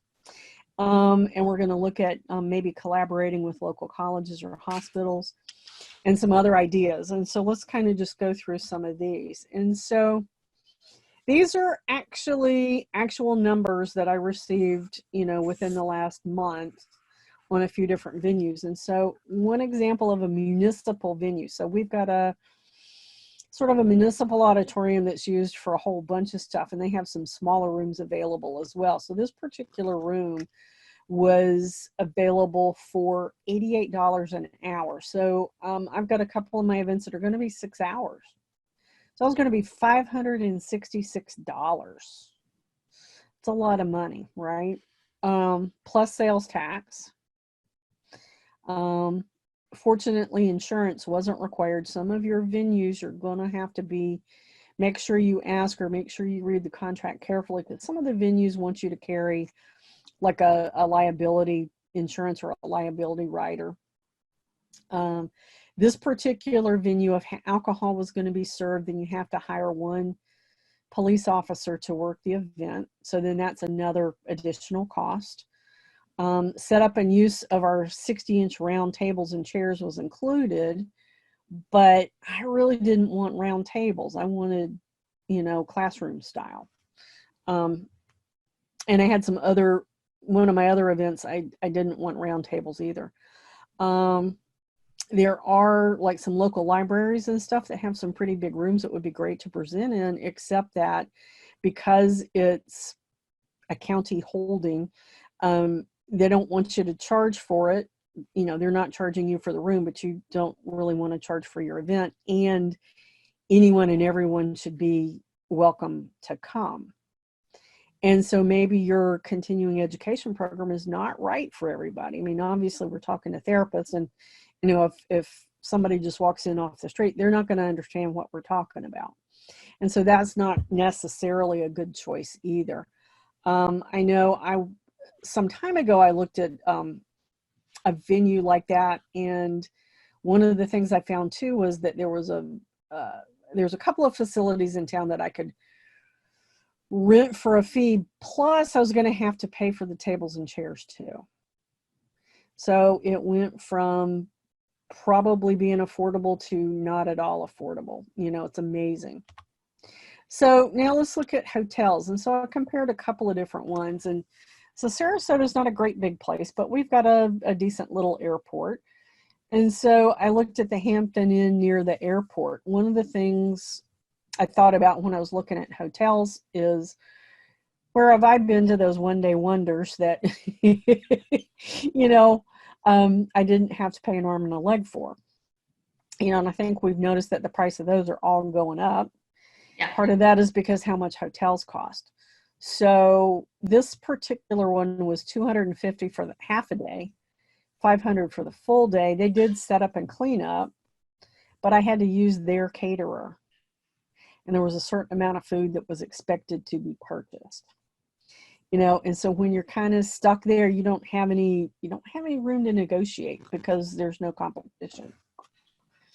So now here's a Holiday Inn Express, and this is another one that I've been to for several things, and it's kind of tucked out of the way, but yet, you know, people have been to it for things. So their rental for a weekend was $175 for the whole day. And it will seat up to 32 people in a classroom configuration or 45 theater style. So I'm going to do the classroom configuration. They have a screen for your projector. They would rent me a projector if I needed to. They put a directional sign in the lobby for me. You know, and so if I wanted, so this is a Holiday Inn Express, and so they serve breakfast, but they don't really have a big kitchen on property, and so they're not going to make me use a specific caterer. They're, you know, they welcome me to bring in my own food, and we'll talk about food in a minute, but, you know, coffee's nice. And so here's the thing is they always have coffee, you know, regular and decaf and tea available out in the lobby all day long for their guests. And so if I buy the coffee station for the morning, then we just use that till we use it up. And then my guests are also free to go out to the lobby and get a cup of coffee or a cup of tea. And so that makes it then really affordable. There are some food options there. You know, cinnamon roll platter or muffins and cinnamon rolls for like $7 per person. Probably not doing that, although their cinnamon rolls are wonderful. So those are the, you know, those are the things. So this is the venue that I chose. I really, the all day is actually a little more expensive. They tend to have more meetings during the week than on the weekends. The weekends tend to be slow for them. So she gave me a bit of a discount for it being on a weekend. And she gave me a bit of a discount because I scheduled 3 events with her. And so that's something that you want to look for too. Some of the bigger hotels, if they're a little bit more expensive, depending on how long your presentation is going to be. If you do like a 2-day thing or a multi-day event, sometimes they'll give you, and you have to ask for this because they're not going to offer it. But if you're bringing people in that are going to like require room nights, excuse me, pardon me. If you're going to bring people in that are going to require room nights, spend the night at the hotel, sometimes they'll give you a little commission for those sales. Nice. You got to ask for it. You got to ask for it. They're not going to offer it. Pardon me. Perhaps you could negotiate. So I'm just thinking out loud here. You know, I think there are a number of strategies that you could use for this. I think Right. Barbara's mentioned it where, you know, talk to these hotels and sort of negotiate. You know, if you want to do several live courses, perhaps sort of schedule them all at once, even though they may be several months apart, and maybe have it be like a bundle negotiation price, or, you know, perhaps negotiate, you know, maybe a discounted hotel room for your guests as an incentive to come, or, you know, try to see if you can get some sort of commission from these hotel stays. So basically, have you seen, Barbara, and I don't know if you're going to get to this in your other slides, is $175 to like $250 a pretty standard rate in other cities? How do other cities compare to this rate? It depends on the city. You know, Sarasota, like I said, it's a little bit smaller place. Bigger cities are going to be more expensive. You know, I know when I was traveling with Pessy a lot, it used to just drive me crazy because they tended to want to get big, fancy, expensive hotels right in center city in the bigger cities. And I don't know whether they thought that that was a central location for people to come into, but, you know, and I talked to a therapist that attended my courses, and it's like, you know, if pretty much nobody works in the inner city when you're in therapy, right? Well, And also, it's going to be harder to get to these hotels. exactly, Like, exactly. And that was actually one of my frustrations. I always had people getting there late because they're not used to coming into the city in the middle of in the morning rush, you know, during the week. And then parking is an issue always. You have to spend a lot of money to park usually, you know, in the list of, you know, and it makes it hard to get into. And, you know, I actually asked them why they do that and why they don't do weekends. And they claimed that weekends were more expensive because people wanted those rooms for weddings and bar mitzvahs and, you know, those types of occasions. And I'm like, it's not really what I found locally for me. So I think it depends on the area, but I really think that they probably could have done better, both in attendance and in financial ways, putting them outside the city, yeah, you know, where it's easy to get to, you know. So you want to look at, is the hotel easy to get to? Is it easy to find? Do they have plenty of parking?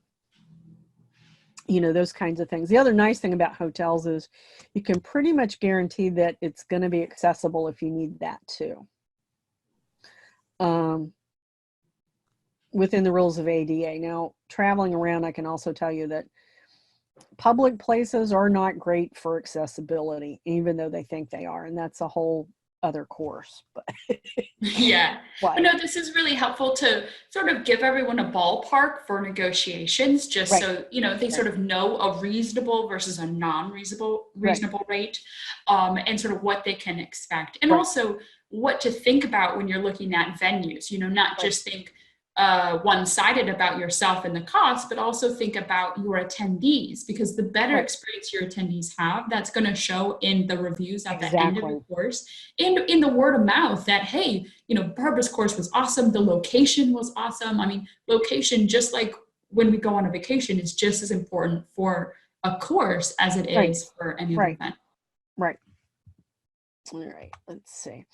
All right, so here's another example of like a local restaurant. And I've got several restaurants around here that have meeting rooms. You know, the Rotary Club does that, and the Kiwanis Club, and, you know, all of that. And so restaurants may have a private dining room that can be good for smaller or shorter courses. Here's the thing. The wait staff don't like longer events, because it ties them up. You know, let's say you're going to do a whole day event. It's going to tie them up for the whole day. So they're not going to make as much money as they would, because they're having to attend to your group. And, you know, once your group has purchased what they're going to purchase, it just takes that wait staff time to come and fill your water and, you know, all that stuff. So they don't like those longer events. Also, with your expenses, you know, most of the time you need to be buying some kind of food. So you're either going to have to include that in your registration fee or something, but you're going to have to factor in that tip into your expenses as well. There's actually a lovely Amish restaurant that's just huge, and they have really large meeting rooms that would be wonderful space, but they prefer, you know, they will do meetings on Saturdays. They're not open on Sundays. And for some reason, they don't run the buffet on Saturday, but they do all week long. And so the buffet is, you know, sort of the easy reach. And so they want you to, you know, have your group come through the buffet, you know, either breakfast or lunch or something. And they want it all paid on one credit card. They don't want to run 1,000 transactions. And so again, you're going to have to factor that into your ticket price. I have not used them yet, but as I grow, I might, because it's really would be a nice venue and it's good. Amish, who can question Amish food, right? It's yummy. All right, now I had one private venue that I was looking at, and oddly enough, it's like right across the street from me, and this is a woman, it's called the Financial Wellness Center. So this is a woman that's a CPA, and she started to build her business around helping people figure out how to fund their dreams, basically. And so part of her space is a little education space. And I actually was participating in a meeting there is how I found out about that space. And so I reached out to her and I said, so what would it take for me to have my event in your space? Well, she had never offered an event. She thought it was a great idea. Let me get back to you. So it was like, I don't know, 3 or 4 days later, she finally came back to me. So remember, I chose the Holiday Inn Express for $175 for the whole day. Look at what she was charging. She wanted $150 for 2 hours, and then it went up to $250 for 5 hours. Still a little steep. She's got this tiny little crappy kitchen, a microwave and a coffee maker and a fridge, right? She wanted to charge me $50 just to use the kitchen. Whereas the Holiday Inn for $30 or $35, I can get coffee service all day long. So you got to look at the value of what you're getting for it. The other thing is that she's really never hosted outsiders. She also expected me to set up and clean up. Okay, so I'm paying more for the privilege of doing everything for her. The venue's kind of small, kind of tight. And, one of my events is going to be a vision board workshop. And when I was describing what that looked like to her, she basically hijacked my workshop. She goes, oh, this is great. So you can work with half of the group and I'll take half of the group. And then in the middle of the day, we'll switch. And I'll teach them how to fund their dreams that they're working on. And she came up with this after I told her that mine was an all-day event and that we do mindfulness work before we start making our vision boards. And so to do it her way, like that's just a whole different presentation, a whole different feel. And I started thinking about it after I got off the phone. I'm like, okay, that's an interesting idea. We can explore sometime. And I'm like, nope, she just hijacked my intention. Nope, we're not doing that. So those are all the things that you just kind of need to think about. So just to wrap up considerations for choosing a venue, look at the cost and what's included. Is your venue ADA compliant? That private venue kind of is, but not really. Can you bring your own food in, or do you have to use their caterer? That's a big one.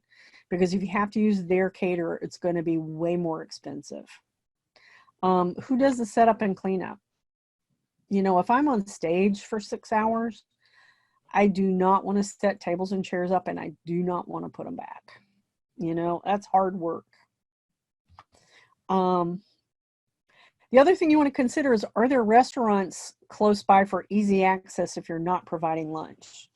One of the things that I do when I'm presenting for all day like that and the students are on their own for lunch, I tend to let them out about 11:30 so that they can get to the restaurant before everybody else does. And I also recommend that they, if they go to a sit-down restaurant, even if it's like an Applebee's or something like that, know what they want. When they order, ask for the check and go ahead and get the business out of the way. So that if things start to move slow, they can get up and leave. And they've already paid and it's all good. You want to look at how many participants the venue can hold in your desired configuration. So like I mentioned, my chosen venue is, it'll hold 32. One of my presentations that'll be fine for. There's another one. Yeah, all of my presentations that'll be fine for. I don't need a cast of thousands necessarily, but fill the room. That's a good thing. Are the table and chairs included in the rental, or is there an extra charge for that? Some venues will do that. Hotels typically don't because they've got all that stuff. Is the venue easy to access? We've talked about that. Is there plenty of parking? Are there other events going on in your venue on the same day? This is an important question to ask. Let me say that again. This is an important question to ask, and I'm going to tell you why. When I was traveling with Pessy, I forget where I was or what hotel, but it was one of the bigger ones that had lots of ballrooms. And they put me right now. We were the only 2 events in this venue, and they certainly could have put a ballroom between us 2. But they put me right next to a presenter that was talking about something to do with real estate. And for some reason, his speaking style, he felt like it was important to scream at his audience, literally scream at his audience. Like, it got to the point where my audience couldn't hear me because he was so loud. And so one of my students had actually gone over and tried to say something to him about it, and he was very arrogant and ugly to her. Oh. And she told me about it. And so on the next break, I went over and I got right in front of him. And I said, you know, you have such a lovely, loud voice. I said, but I really don't think it's necessary for you to scream at the top of your lungs to your audience. I said, energy is good, but my audience can't hear me. And he looked at me and he said, no, my audience paid to be here. They need to get what they need to get from me. And I looked right back at him and I said, my audience paid to be here too. And you need to tone it down. And I actually spoke with the hotel about it as I was checking out. And they said, yeah, we know. I said, so if you know this, why did you put me right next to him? And they looked at me like with shock. It's like, gosh, we never thought about. I'm like, you need to not put people next to him because he's awful. My audience could not hear me because of you. And they're like, oh, I'm so sorry. So think about those things. It's important. So we're going to post a handout that has like a detailed checklist for you to use if you're going to plan your own event so that you can actually go through all of these points on your own. Yeah, I think that's going to be really helpful. Thank you for doing that, Barbara. Yeah. So now you got to figure out when you want to have your event. So you want to, as you can start to call around and find out the prices on places. Once you whittle it down to, the 1 or 2 or 3 that look really good, then you need to narrow down when you want to have it. And so you need to go in with a couple of ideas of dates in mind because they may already have something scheduled. And you're going to have to shift a bit to do what you want to do. So when you're picking the date, first and foremost, you want to give yourself time to finalize the details, write your flyer and invite people. Because if you don't invite people and you don't give them some time to put this in their plan, then you're not going to have an audience. Okay. You want to pay attention to other big events going on in town. So local big events, we've all got computers. It's easy to find that stuff out. But think about big events. If you're, teaching on a pediatric topic and there's a big kid thing happening in your, town that day, you may want to choose a different day. You know what I'm saying? If there's, if it's, I don't know. I don't have kids, so I don't even know, but I do know, Yeah, like graduation. Yeah, exactly. Things like that. You have to think about, you have to think about maybe like Christmas, New Year's, graduation. Right. Yes. So just think about any event that would draw your ideal participant. Like, be clear on who's your ideal participant, and then look for those events that might draw their attention away from what you offer. So you want to stay away from major holidays. So Christmas is an obvious one, but you want to think not just Christian holidays. And again, we've all got computers. There's a way to just click on your electronic calendar and see what all of those other holidays are. You want to just try to, especially the bigger ones, you just want to try to stay away from those. And the national holidays or those kinds of things. You don't want to be having, an offering on Memorial Day or Labor Day or, that kind of stuff. All right. So who's coming to your presentation? So we've talked about that a little bit too. You know, who's your audience? Is it just, like, I'm an OT, so is it just OTs? Or are we going to invite PTs? Or are we going to, who are we going to invite? So my three presentations, one of them is the occupational therapy mandatory presentation. So it's going to be a day of mandatories. And so that's the laws and rules of occupational therapy, prevention of medical errors. Now that one could go for PT as well. And my certification through the OT board will cover them because I did check their rules for that. And then we have a new one on human trafficking that we all have to have by January of 2021. And I think that one would go for PTs as well. So those are my mandatories. That's one of my days. One of my other days is going to be my 6-hour introduction to lymphedema course. So that could actually go for multiple professions. And then my third one, I'm going to do a vision board workshop. And that, my intention with that was that it was going to be open to really anybody. But I've had a lot of my OT colleagues recently say, you know, I really want to go to CEs that I can personally get something out of. And so I had this epiphany the other day, and I think I'm going to do this.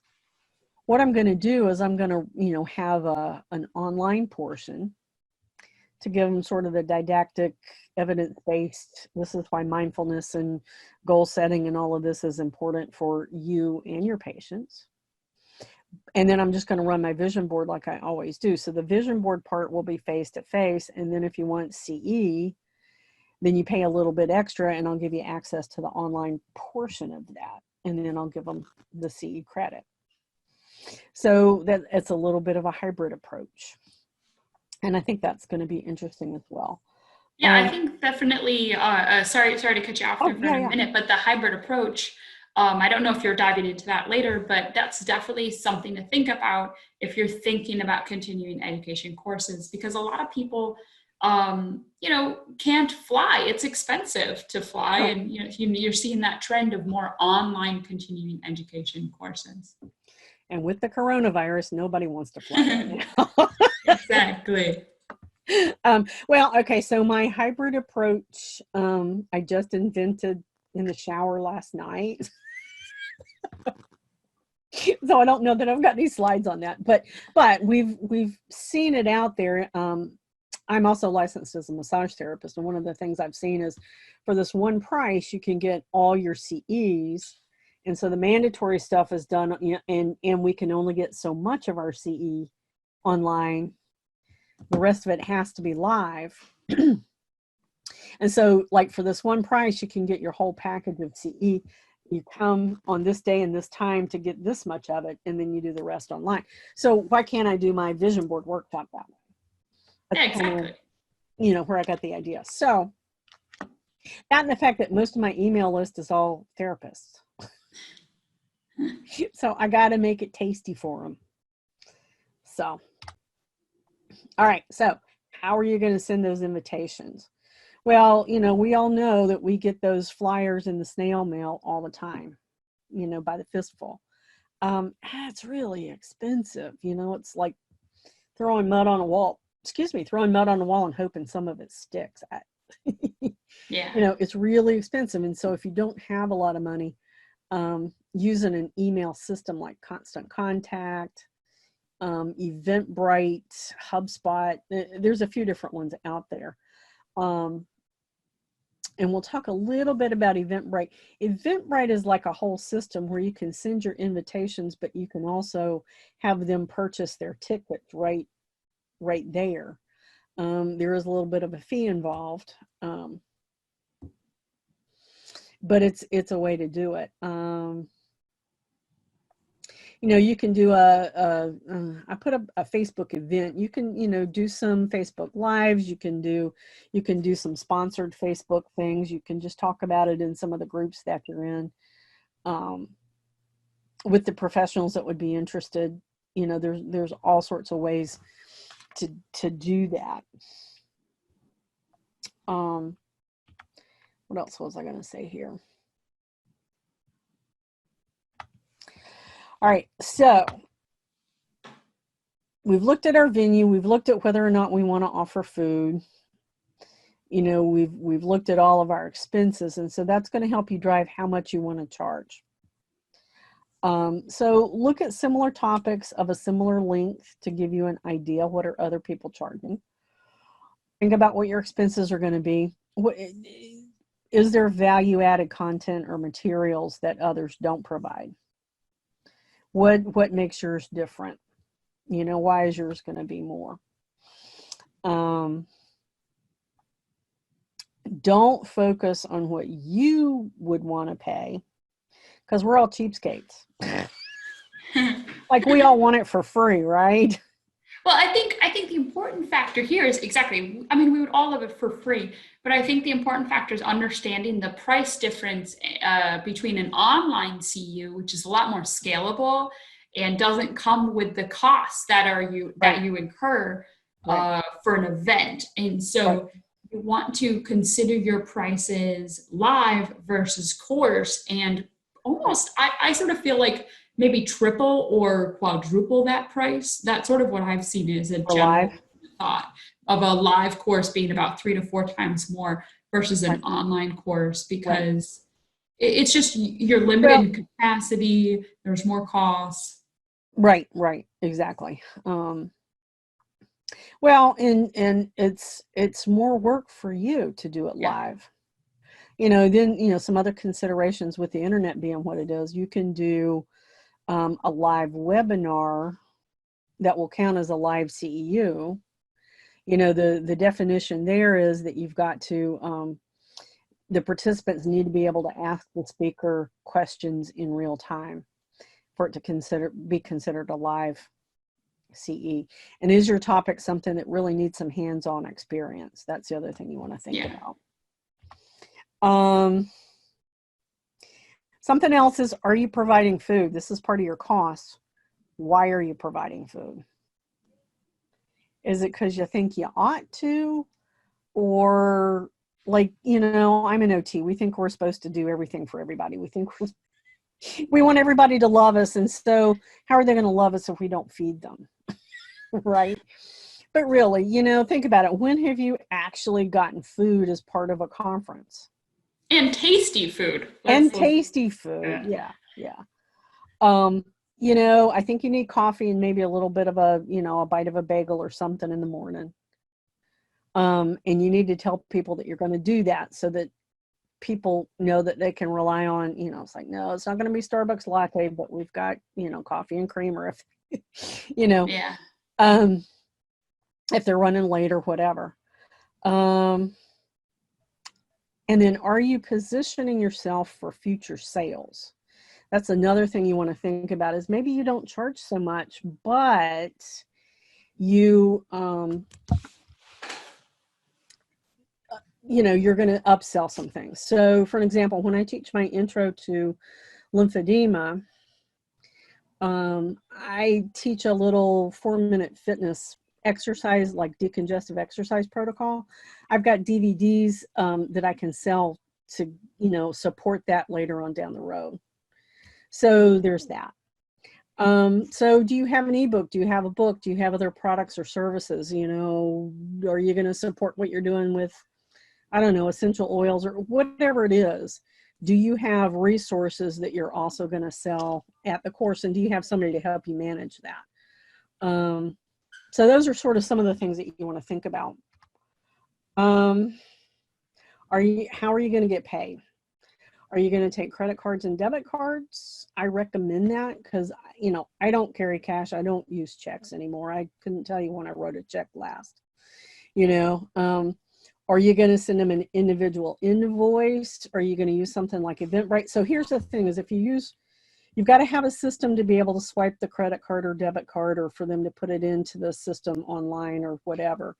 There's going to be a fee. I don't care who your provider is. There's going to be a fee to process that, right? Yep, and you can't avoid that fee. You know, if you're thinking, oh, how do I avoid that fee? You can't, unfortunately. No, you can't avoid it. Credit You card can't avoid it. PayPal has it. They're all similar. Yeah, PayPal has it. I actually use Square as well. Yeah. You know, you can't avoid it, and they're all about the same. So it just depends on what you want to use. Now, if you use something like Eventbrite, they will process the payment through your preferred provider like PayPal or whatever. But they're also, if you're charging for your event, they're also going to take a little fee as well for doing all the work behind the scenes. But the nice thing is you can create a whole event page where people can go and register. It's like a quick and easy thing. Then you get information. There's actually an app where you can check people in on your phone, you know, at the event or whatever. So it may be worth it to you to simplify your process. So it's something that you want to think about. So closing thoughts. Emma, do you have any more questions before we wrap it up? Yeah, I've got a couple. I didn't want to interrupt your flow here. But one question, going to the cost, you talked about half and full day. What's your thought process? I know you talked a little bit about comparing the costs. Like, do you find that you get more people interested in a half day or more people interested in a full day? Which should we choose? I think it depends on you. What do you want to do? How much time do you need to present your topic? Okay. Because my intro to lymphedema, I've done, you know, sort of a compressed 1 hour overview for my local OT group. And that left them wanting more. And so those are the people that I'm going to go back to and say, gosh, now I'm going to do the 6 hour version. Are you ready for that? And so sometimes going around and giving people a taste of what your bigger program is will entice them to do the full day. You know, with the mandatories, 2 out of those 3 mandatories would be good for PTs too. So perhaps I'll market it as, you know, half a day for PTs and OT if you want the other piece. Come back after lunch, or, you know, I haven't really nailed down the specifics of that, but, you know, those are some things to think about. How long do you want to speak? Yeah. You know, have you ever done a full day before? Because if you hadn't, you got to train for that. It's an athletic event all of its own. It's long. I mean, I'm exhausted at the end of a full day CEU, and I'm the student, not the instructor. So, okay, that's good. That's really good to know. The other thing is do you want to briefly talk about how to find the information to help you get credited in your different states? What are some of the websites, or how did you go about that search process? And I know it varies. Like, this is a tough question because I've done the search, and literally every state's website is different. So we can't really provide one general website. Right. Okay. So here's the thing is it's whoever your licensure board is the one that establishes the rules for your continuing education. So that is your first place to start, you know, and do a Google search for, you know, I'm in Florida. So I would just put OT Licensure Board, Florida, and you'll get the link for that. And then you look for continuing education. And you might need to look for it in a couple of places, because like in Florida, it's kind of funny. In the rules, there's a segment of the rules called continuing education. And that's all about how to become a CE provider. Where we find information about how many CEs we need to renew our license is under licensure renewal. So, you know, be a little clever, because therapists didn't write the laws, lawyers did. And so the language can be a little bit tricky. Yeah, I've found that. I've really found that it's unfortunate. I mean, I asked you if you had any tips, because when I was searching, it was really challenging for me to sort of Google and have that pop up. Now, are you able to ever talk to the board about any questions you have about becoming, like, about using maybe CE Broker? Like, does CE Broker have a phone call, like a phone number to chat with or anything?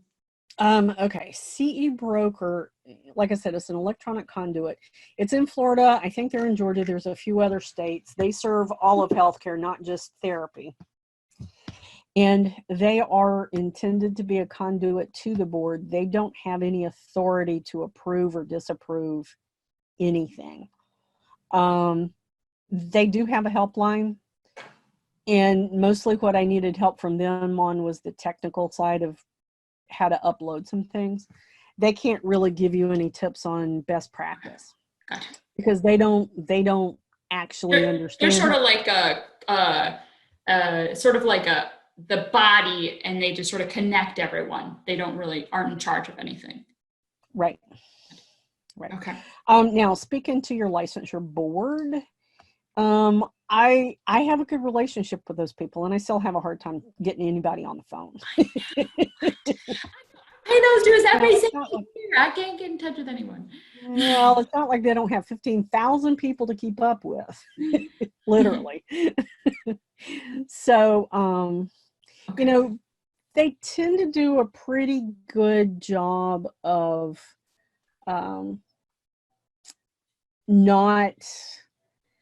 they tend to do a pretty good job with their FAQs, and they'll walk you right through the process.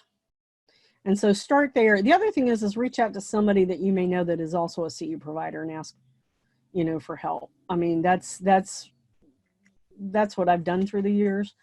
Like one of my topics is the laws and rules in Florida. So I actually know all of that stuff pretty intimately, because I've been teaching it for so long. Okay, no, that's really helpful. Now, how about do you want to go over anything with sort of the paperwork that was required to get credited? Okay, that's a good question. So the first thing you need is obviously you need a speaker bio, you need like an abstract or a synopsis of your course. You need an outline, and that needs to be time specific. How much time are you going to spend on each piece? They wanted a copy of the sign-in, sign-out sheet. So, some states require that, some states don't. And they've got certain things that they want on the sign-in, sign-out sheet. They want a copy, like a sample copy of what your certificate of completion is going to look like. If you're going to do a pre-test or a post-test or anything like that, that's something that can be added in. But they usually, they have a checklist of things that you can go through to see what you need to apply. Every state, every board is going to be a little bit different. Okay. And then my last question is, and this is sort of how I feel is, I'm a physical therapist and I've been practicing for over 5 years, but I feel a bit of like a generalist. And I think a lot of people out there that want to do CEUs, want to provide CEUs, may feel like, do I have the authority to create a course? Like, how do I know that I have that authority? Like, how did you just had the knowledge of lymphedema and you created your course? Like, how did that process sort of go about? We talked a little bit about that last time, but I'll go over that again because that's a great question. So how I created my lymphedema course is I laugh that I get into really important places for really shallow reasons. I remember this, the last, how I started, I was standing in line for the popular booth at AOTA, and the line was so long that I was by the Pessy booth. And so I ended up talking with them for something to do while I was waiting my turn for the other booth. And the girl was crafty, and she asked me, a few well-placed questions. And all of a sudden she goes, "Oh my gosh, we need a lymphedema speaker. Can you do a CEU on lymphedema?" And I'm like, "Sure." And I'm like, crap, what did I just do? So it's okay. Like, so basically what I'm, because I listened to the last webinar and I was like, well, that's Barbara, Barbara's awesome like that. But so, I mean, really besides you just feeling like knowledgeable. I think we limit ourselves in like, have you ever been at work and had your annual eval and they're like, "Oh, you're awesome, you're awesome, you're awesome, you're excellent." And I'm like, "No, I'm just doing what you're paying me to do." I'm like, "Are you telling me that not everybody does that?" I know. I'm like, I'm just a nice person. Yeah, like I do my job. I take care of my patients. You know what I'm saying? And so I think that we talk ourselves down.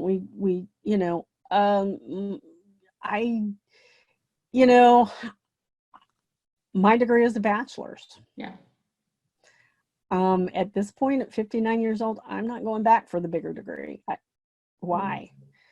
And I actually never pursued a national contract until I actually saw one of those flyers and there was a PT assistant teaching it. I'm like, oh, okay. So they're not snobby and they don't want just doctorate prepared therapists. So that's a really good point that we should bring up. So like if someone's listening right now and they just have a bachelor's or they just are a PTA, not just are a PTA, but you know what I'm talking about, people. You are a PTA, you are a CODA, you are, you know, you don't have your doctorate, you know, that's okay. You can that's okay. You know, do you know what you know? Yeah. You know, are there resources to back you up? Yeah. You know, lymphedema is one of those things that not everybody knows.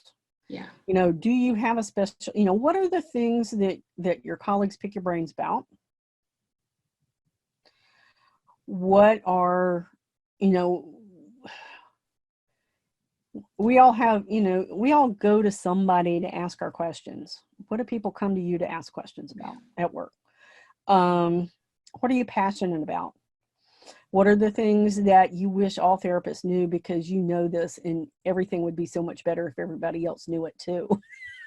You know, one of those, it ought to be a law. So that's good. That, you know, so you don't necessarily need to be, you know, certified in this if you know, and it's just I more. think we're super certification happy. Yeah, that makes sense. That makes sense. You know, and I've had big conversations with people over my lymphedema intro course. It's like, no, if you're not certified, you really shouldn't do lymphedema treatment. And I'm like, if more people don't start, we're never going to have enough. Yeah. You know, and my course gives people the opportunity to kick the tires. And I had quite a number of people after my course going, yep, I really want to do this. And I had quite a number of people said, no, this isn't for me, but thank you. This was really great. And I think I've got some things I can use going forward, you know. And I think we get a little over possessive of our information and we need to share it. Yeah. Now, what about sort of unique courses? You know, I've read sort of the requirements to get accredited in different states, and a lot of them request research sort of to refer to some research. But what if maybe you are doing a novel approach or maybe unique, like your vision board, for example? That's pretty out there compared to the typical continuing education course we see. We see how to do joint moves. We see, you know, like how to assess shoulder range of motion, but we don't really see like the vision board. So, well, okay, but you remember I said I was pairing the vision board with mindfulness work prior, and there's tons of research on the mindfulness piece. Yeah. And so that would be, you know, my backing for that, I guess, if you will. Gotcha. One of the things I'm going to do is introduce some aromatherapy as part of it, so that I'm going to have some aroma going in the room while we do the session. And then they're going to have an opportunity to take some of that aroma home with them so that they can be reminded of the experience. Yeah, it's a very complicated thing. Like I've joined a craft group because I need something for me, you know. So I learned how to make these little paper beads. And so I'm making paper beads out of magazine strips. I'm going to put a couple of lava beads and just make some little stretchy bracelets and give them a little sample of the aromatherapy that we're going to use, which is like a very grounding aroma, so that through their day, they can smell their wrist and be reminded of what their goals are if their vision board isn't right in front of them. So you're saying that pretty much like, you know, we can start to make our live and online courses a little bit more unique as long as they still sort of have this base foundation of research. You know, it still comes down to, is this evidence-based? Would you use it in practice? Yeah. You know, like for me, vision boards is a very OT thing to do. I think, you know, there's lots. I've done that. I've done scrapbooking with patients. I had a patient who had a craniotomy, and I was digging in her closet to help her find clothes to get dressed one morning, and I found this bag of hair. They'd given her hair back from when they shaved her half of her head, and she thought that was a hoot. So we ended up making a scrapbook of her journey, and part of her scrapbook, we put her hair in her scrapbook. And, you know, So, we all have to find creative ways to help our patients deal with, their loss and their trauma and their recovery. We all do. And the more you're able to find creative ways to do that, my watch just talked to me. The more we find creative ways to do that, that's the special sauce that we bring to our patients. That's what makes us special. I don't care what your profession is, what's your special sauce? And if it fits within the framework of your professional guidelines, then that's where you look for the research. Does that make sense? Yes, I love it. I love it. I think let's close on that, Barbara. Yeah. You want to sum it up for us? All right. Well, so just my closing thoughts is, of course, you're going to pay your expenses first, but before you go shopping for new shoes. Did you have any helpers? Will they be paid, or did you pay them with free attendance? What are you going to do for them? Be sure and collect course evaluations. That's another thing. In Florida, we're required to collect a course evaluation. Take a break from the day, but go back and actually read them, because there can be some annoying things, but there's some really good information in there to help you get better each time. You just want to put some separation between you and that, so that it's not such an emotional read. And then plan your next event. Awesome. I love it, Barbara. I love it, Barbara. Well, this has been an excellent resource on how to create your own continuing education event, whether it be a live, online, or a live webinar. Thank you so much. Thank you. It's been fun. Oh, and let's end with this, Barbara. If people have more questions about this, how can they find you? Probably my email is the best place. So it is Barbara, Barbara, at b2advantage.com. Perfect. So Barbara at b2advantage.com. Perfect. Thank you so much, everyone, for attending. Yeah. And we will reach out soon with those handouts. Thank you. Perfect. Thank you.